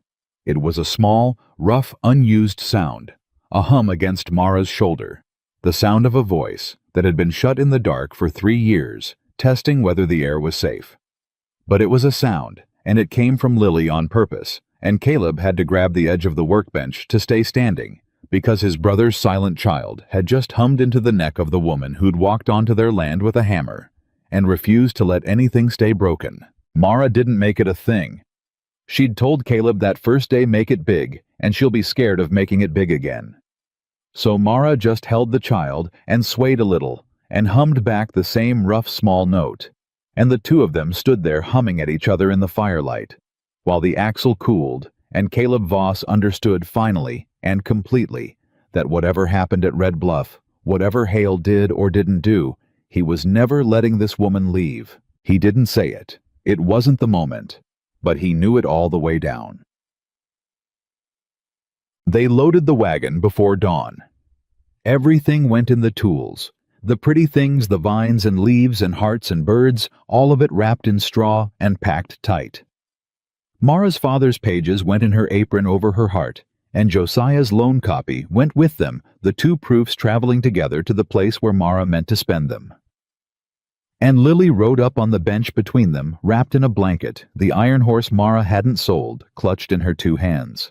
Red Bluff, on market morning, was the biggest gathering the territory offered, before the snow closed the roads, and every soul for 50 miles was there. Farmers and ranchers and their wives, town merchants, cattle buyers down from Cheyenne, and among them, the news of what had happened at the Voss place, traveling faster than the wagon that carried its heroes. Because the old farmer Dutch Halloran had been at the ranch the day Hale came. Dutch had heard Crow confess. And Dutch Halloran had spent 2 days telling every man he met about the woman Blacksmith who'd caught a rich man's banker in a forgery right there in the yard, and how the rich man had thrown his own banker to the dogs without blinking. So when Mara Rourke set up her stall at the edge of the Red Bluff market and began laying out her ironwork on a spread of clean canvas, she was not a stranger. She was a story that had already arrived. The first hour was slow. That was the part that scared Caleb, the first hour when people drifted past and looked and didn't stop, and the coin jar stayed near empty, and he felt the 2 years of losing coming back up his throat. What if the story wasn't enough? What if pretty iron wasn't enough? What if they'd bet the whole ranch on a market, and the market shrugged? Then Dutch Halloran walked up to the stall loud on purpose so half the market could hear him. "There she is," the old man boomed. "The one I've been telling you about." He clapped a hand on the table beside the running horse. "This here's the Smith saved my plow for 50 cents when Red Bluff wanted $3 and did it stronger 'n it come from the factory. And this—" He raised his voice higher, turning to the gathering crowd. "This is the woman who caught Ansel Crow of the Cattleman's Bank forging loan papers right in front of my own eyes, and my boys. You want to know why half of you can't make your notes? You ought to go home and check your interest against what you signed. Because I'm telling you there's a thief in that bank and this woman caught him." The crowd, which had been drifting, stopped drifting. Because every farmer in that market had a note. Every one of them had lain awake wondering why the numbers never worked, why they broke their backs and still fell behind, why the bank always seemed to want a little more than seemed right. And here was a broad-shouldered old man they knew and trusted, swearing there was a reason and pointing at a woman who'd caught it. They crowded the stall, and once they crowded it, they saw the work. That was the thing Mara had been counting on all along, that the story would bring them close, but the iron would open their purses. Because you could doubt a story. You could not doubt the running horse. You could not doubt the vine-wrapped poker, or the bird-wing latch, or the way the leaf-tipped hooks caught the winter light. Hands reached out. Women picked up the trivets with the hearts worked in, and turned to their husbands with a look husbands have never in the history of the world been able to refuse. Men hefted the axes and the hooks, and felt the balance and the strength, and understood they were holding something better than the town smith had ever made. And Mara stood behind her stall exhausted past the edge of standing, and did the thing that turned it from a good day into the day that saved them. She told the truth about every piece. "That poker'll outlast your house," she told a woman. "I don't make anything twice. That one's the only one like it." And to a man testing a hinge, "You bury me and dig me up in 50 years, that hinge'll still swing true. I put my name on my work because I'm not ashamed of a single strike in it." They bought. God, how they bought. The coin jar filled and filled again, and Caleb ran the sales while Mara worked the crowd, and Lily sat on the wagon bench and watched her whole world, which 2 weeks ago had been silence and a dead ranch, turn into noise and coin, and people saying, "That woman, that's the woman," in tones of wonder. By midday, they'd sold more than the whole coin jar had held in 2 weeks. By early afternoon, Caleb counted the take behind the wagon and had to count it twice. And when he looked up at Mara, his face said everything. "It's enough," he said, hardly believing it. "Mara, the honest debt, the real 6%.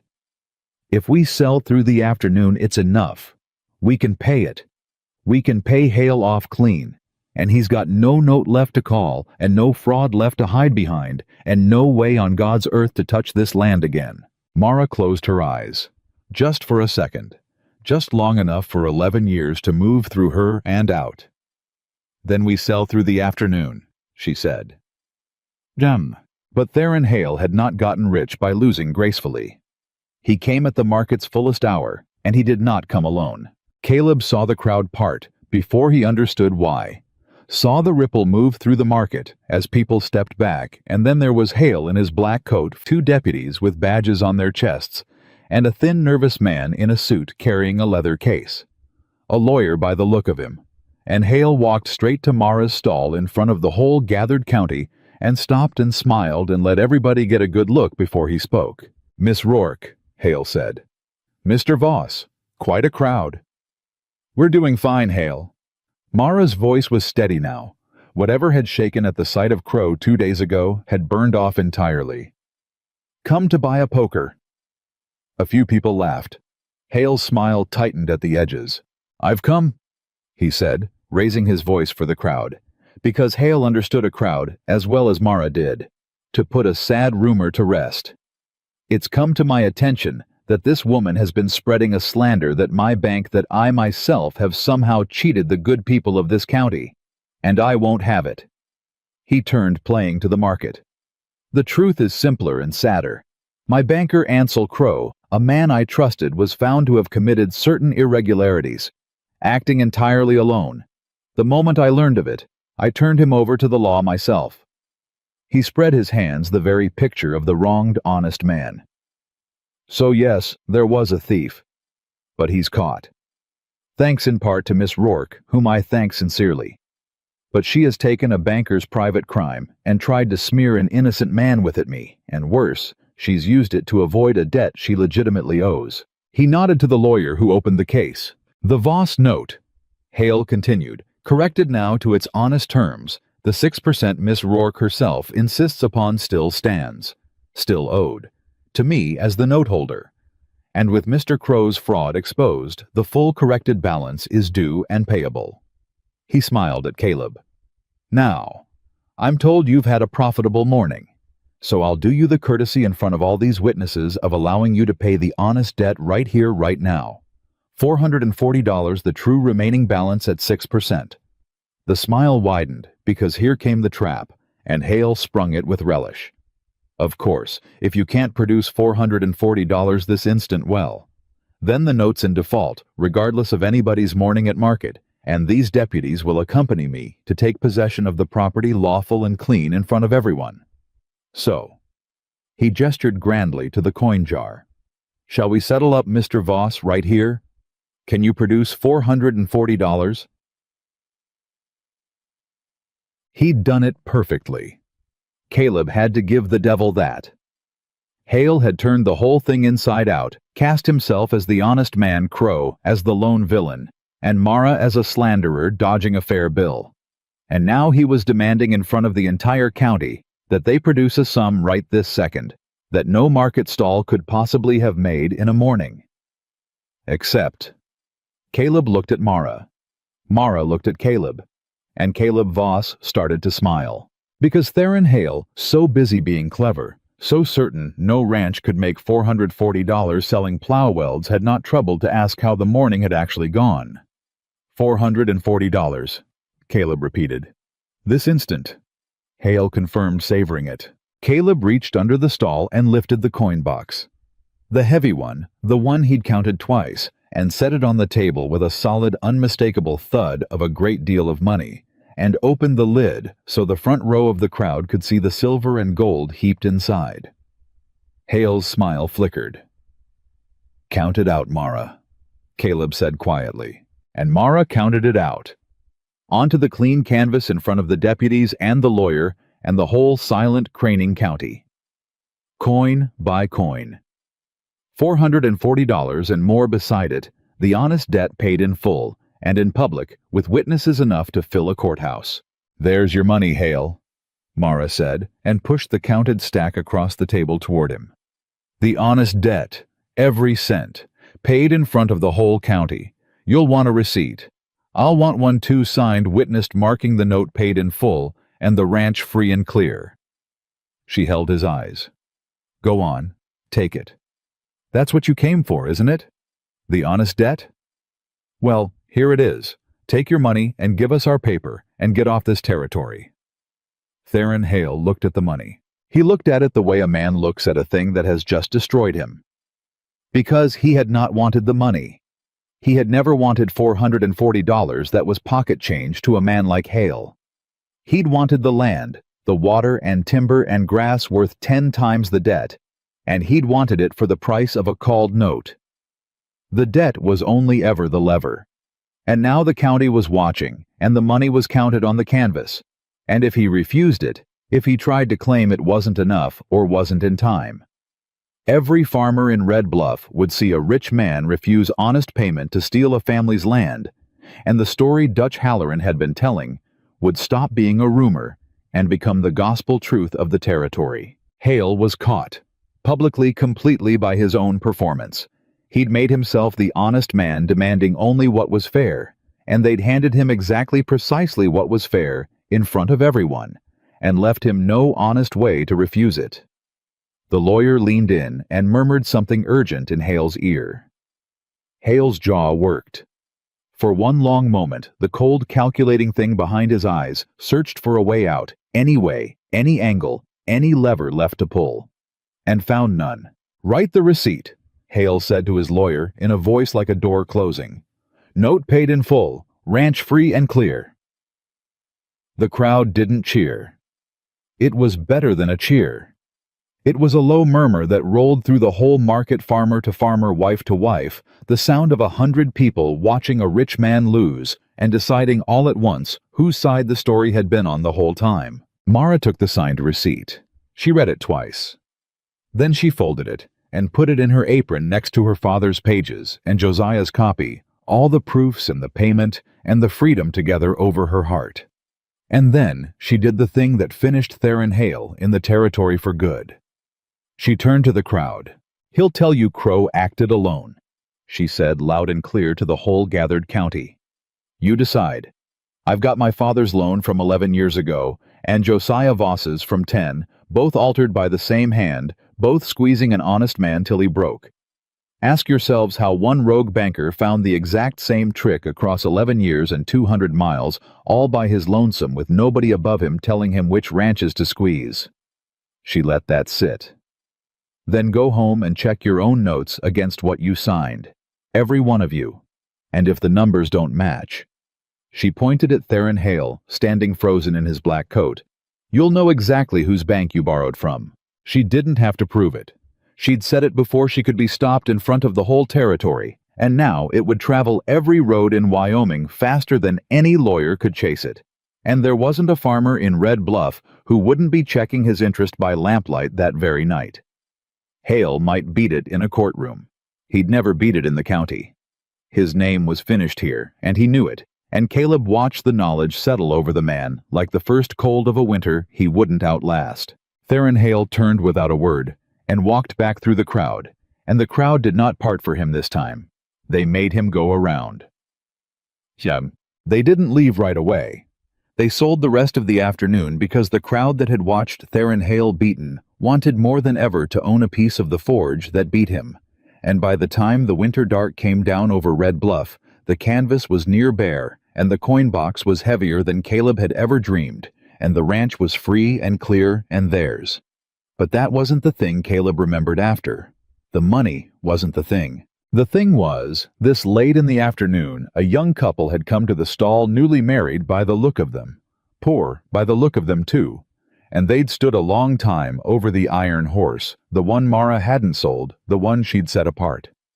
The young wife had picked it up, and her whole face had gone soft, and she'd asked the price, and Caleb had seen her husband's jaw tighten, because they both knew whatever it was too much. And Mara had watched them, and something had moved across her face, and she'd knelt down and taken the iron horse gently out of the young wife's hands and given it to Lily. "This one's already spoken for," Mara had said.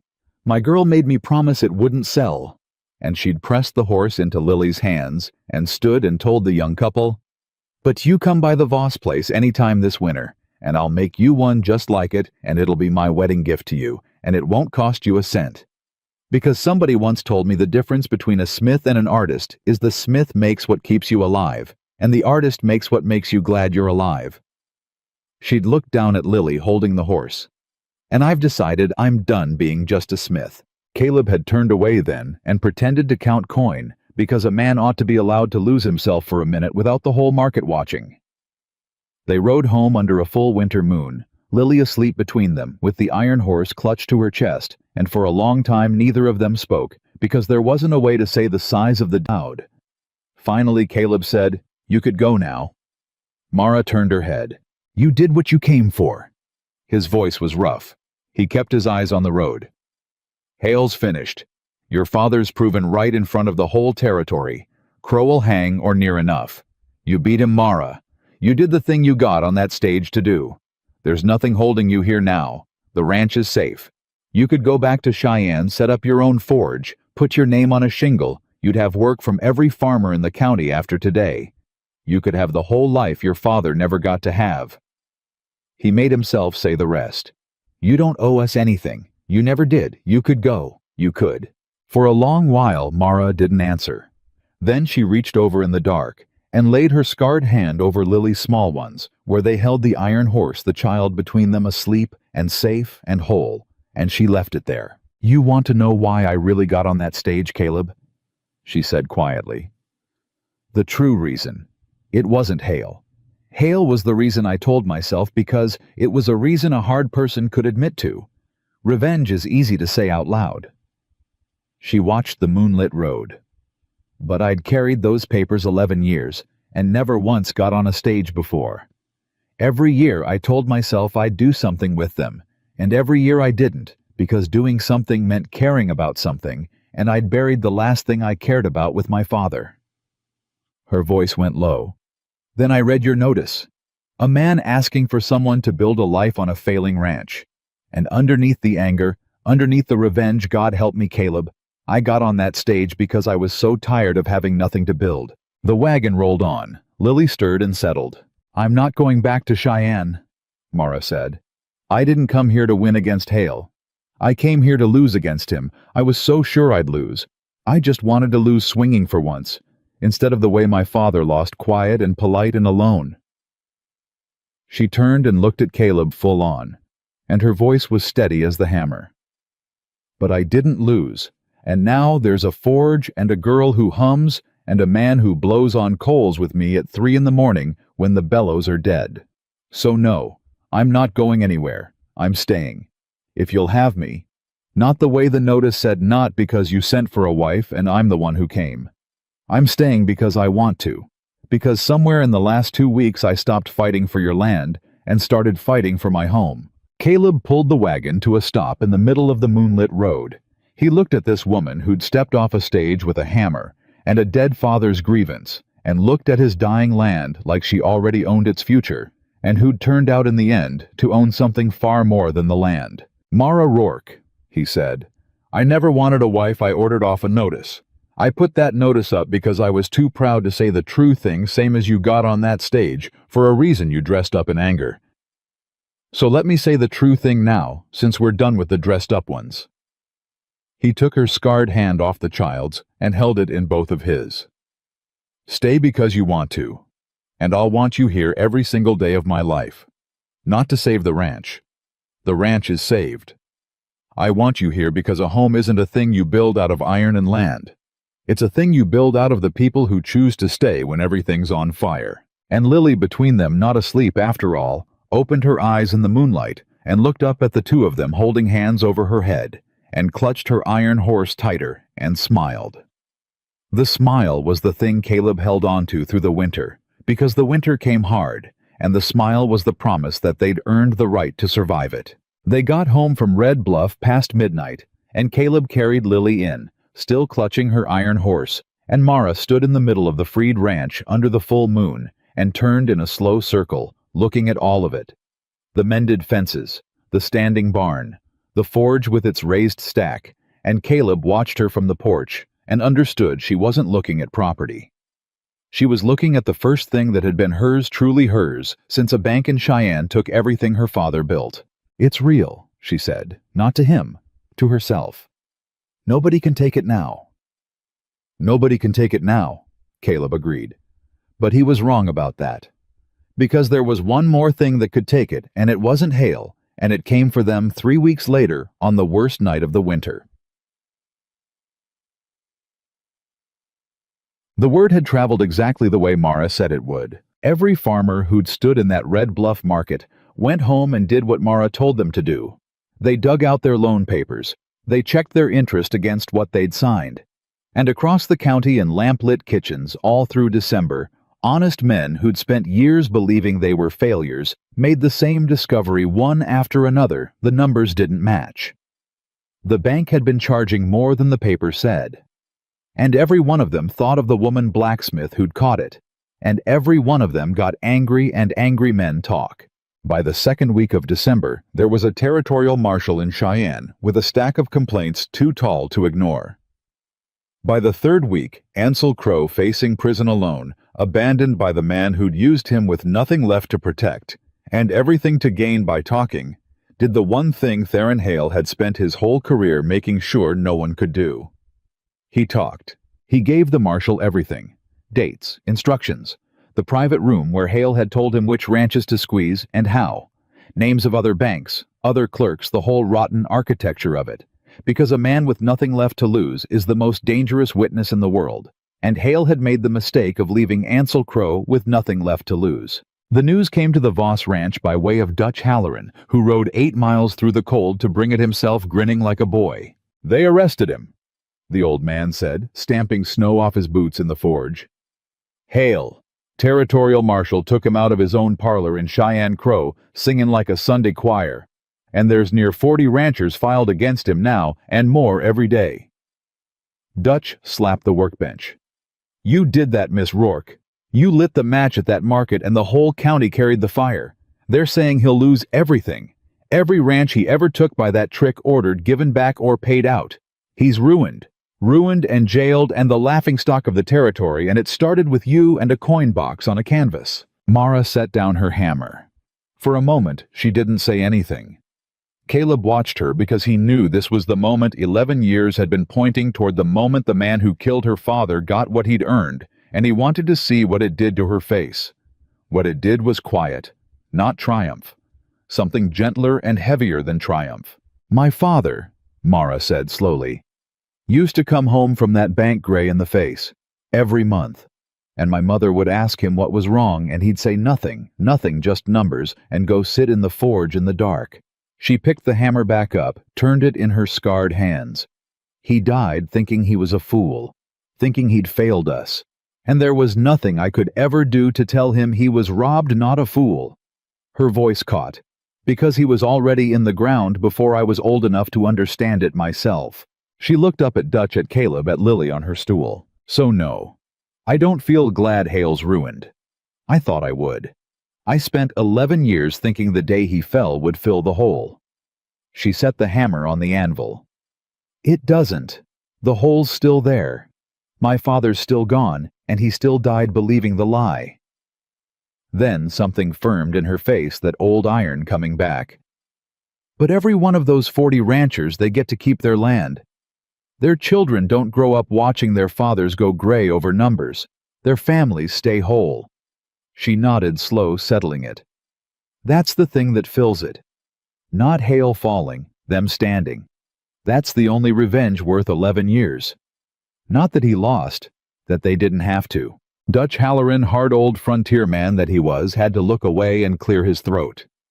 "Well," he said gruffly, "anyhow, you be at the Christmas market again Red Bluff week from Sunday, because I'll tell you, half the county wants to buy iron off the woman who took down Theron Hale, and the other half wants to buy it off the best smith in the territory, and you happen to be both."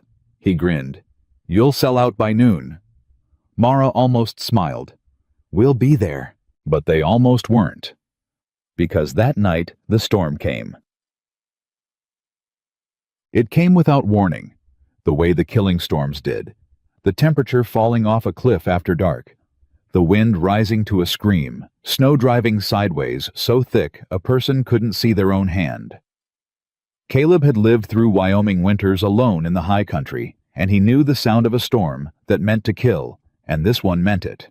They were all three in the house. When it hit, thank God, the forge banked and the animals in the barn. But an hour into it, over the howl of the wind, Caleb heard the other sound. The sound every rancher dreads on a killing night. Cattle. Bawling. Wrong. Panicked. The herd, he said, already up, already reaching for his coat. The wind's driven them against the north fence. If they pile up, they'll trample each other or break through and scatter into the storm, and we'll lose every head by morning. He was pulling on his boots. I have to move them into the lee of the ridge. Not alone. Mara was up too. You can't. Somebody's got to stay with Lily. Somebody is. Mara was already at the door, and to Caleb's shock, Lily was up too, wrapped in a blanket, her small face set. The child had heard the cattle. The child understood. She's coming to the barn, where it's warm, and she's holding the lantern, and you and I are moving that herd, because one man alone in this doesn't move. A spooked herd, he gets trampled by it. I've buried enough people who tried to do the necessary thing alone. She thrust his gloves at him. We do it together, or we lose the herd, and maybe you with it. Those are the choices. Pick. There wasn't time to argue. There was never time to argue with Mara Rourke, and Caleb had finally learned to stop trying. They went out into the killing dark together. What followed was 2 hours Caleb never fully remembered, after only in pieces, the wind trying to take him off his feet, the cattle, a wall of panicked muscle in the snow, Mara beside him with a rope and a voice that somehow carried over the storm, the two of them working the herd, foot by foot, toward the shelter of the ridge. He remembered losing sight of her once in the white and feeling his heart stop, and then her hand finding his sleeve, and the two of them roped together after that, so the storm couldn't take one without the other. He remembered Lily's lantern in the barn door, a single point of gold in all that screaming white, the child holding it steady with both hands, guiding them home each time they came back for more of the herd. And he remembered the moment it went wrong. A steer bolted big, panicked, half-mad with cold, and it drove straight at Mara out of the white, and Mara didn't see it. Her back was turned, and Caleb screamed her name, and the wind ate it, and there was no time at all. Lily screamed. Not a hum, not a sound, a word. A full, clear, terrified word, torn out of a 3-year silence by the sight of the steer bearing down on the woman she loved, and it cut through the storm the way nothing else could have, because it was the most impossible sound in the world. Mara. And Mara turned. She turned at the sound of her name in that voice. The voice none of them had ever heard, the voice that had been locked in the dark since a child sat 2 days beside her dead mother, and turning was enough. She saw the steer. She threw herself sideways into the snow, and it thundered past close enough to tear her coat. And then Caleb was there, hauling her up, and the two of them stood gripping each other in the storm, and both of them were looking at the barn. At Lily, standing in the door with the lantern, having screamed a name, having spoken. They got the last of the herd into the lee of the ridge somehow. They staggered back to the barn somehow. And when they came through the door, out of the killing wind, snow-caked and shaking and alive, Lily set down the lantern and ran to them. Ran this child who 3 weeks ago couldn't cross a room, and threw herself against Mara. And Mara went down on her knees in the barn and caught her. And the child was talking now, the words coming in a broken rush like water through a dam that had finally given way. I saw it, the cow, I saw it coming. And you didn't see I had to. I had to say, Lily was crying. The words tumbling over each other, 3 years of silence pouring out all at once. I didn't want you to, I couldn't if you got hurt, I know. Mara held her, rocked her, and Mara was crying too. Now openly this woman who did not cry, kneeling in the barn straw with the child clutched to her chest. I know, baby, I know. You saved me. You hear me.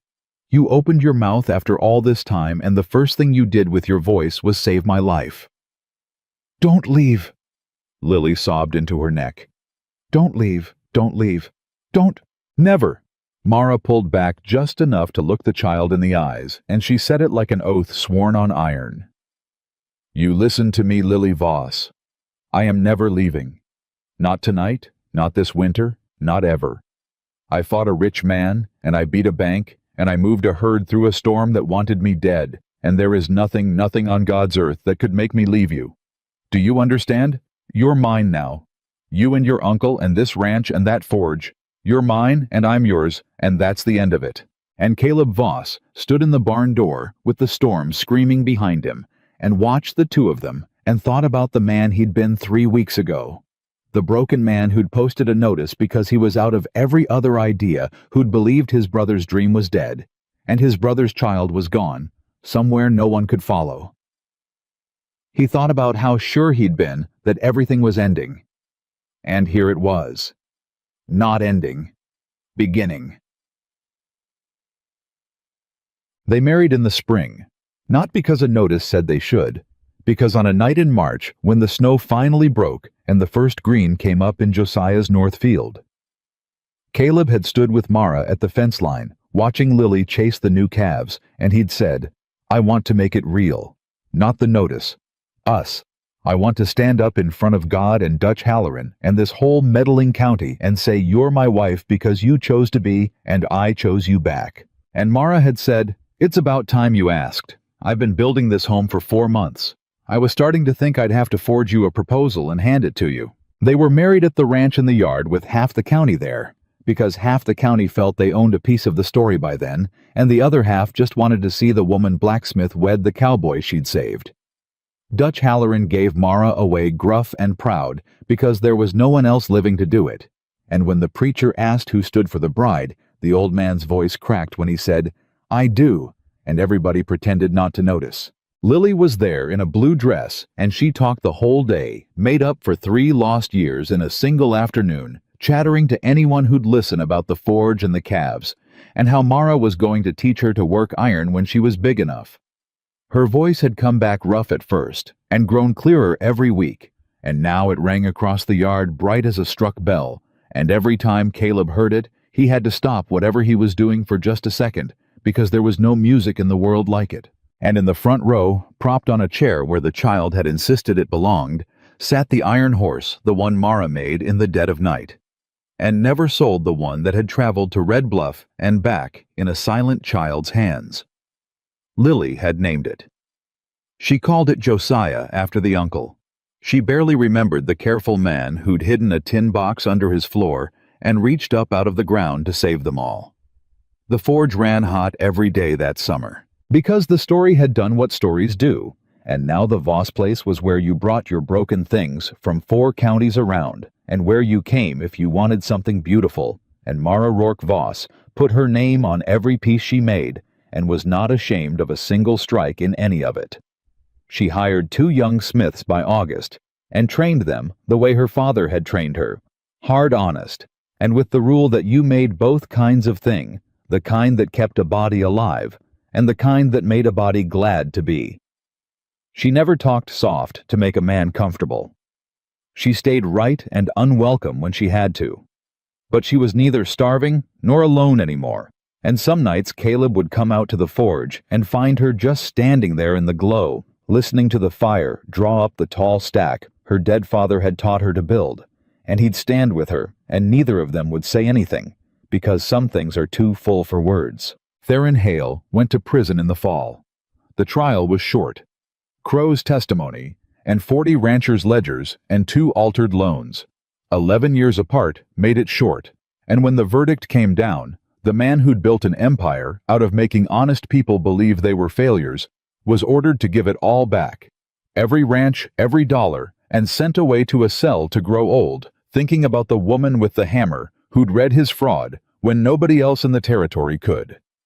He'd wanted the whole county to watch the Voss place fail. The whole county watched it thrive instead. And the young couple from Red Bluff, the ones who'd stood over the iron horse with too little money in their pockets. They came by that first winter, shy half sure Mara wouldn't remember. She remembered. She'd already made their horse. She gave it to them at the door and refused their money and told them to come back when they had children, and she'd teach the little ones to hand her the tongs, same as her own girl did. Years later, when Lily Voss was grown and worked the forge herself, with hands as sure as the woman who'd raised her people who came to the ranch, would sometimes ask about the old iron horse that sat on the mantel in the house worn smooth in places from a lifetime of being held. And Lily would tell them. She'd tell them about a cowboy who ran out of every idea and posted a desperate notice because pride wouldn't let him ask plain for help. She'd tell them about the stagecoach and the woman who stepped off it carrying a blacksmith's hammer who wasn't what he ordered and turned out to be exactly what he needed. She'd tell them about a dying ranch and a fouled spring and a fire raised from ash, about a rich man who took land with paper instead of a gun, and a banker who altered numbers in the strongbox under a floorboard, and a father's copied pages carried 11 years over a scarred heart. She'd tell them about a market in Red Bluff and a coin box counted out on a canvas that ruined a rich man in front of the whole county. And she'd tell them last always last, because it was the part that mattered most about a night in a killing storm, when a silent child found her voice to scream a name, and how the family they'd built didn't come from a contract or a rescue or even the winning, but from 3 broken people who each decided on their own to stay when everything was falling apart and rebuild it with their own hands, because that was the truth. The Iron Horse held the truth. Mara Rourke had hammered into all of them across one desperate Wyoming winter, the truth that outlasted hail and the debt and even the grief itself. A family is not a thing you are given. A family is a thing you forge in the fire under the hammer out of whatever broken pieces you have left, and once it holds forever. The Voss Forge is still standing today, and it has never once gone cold.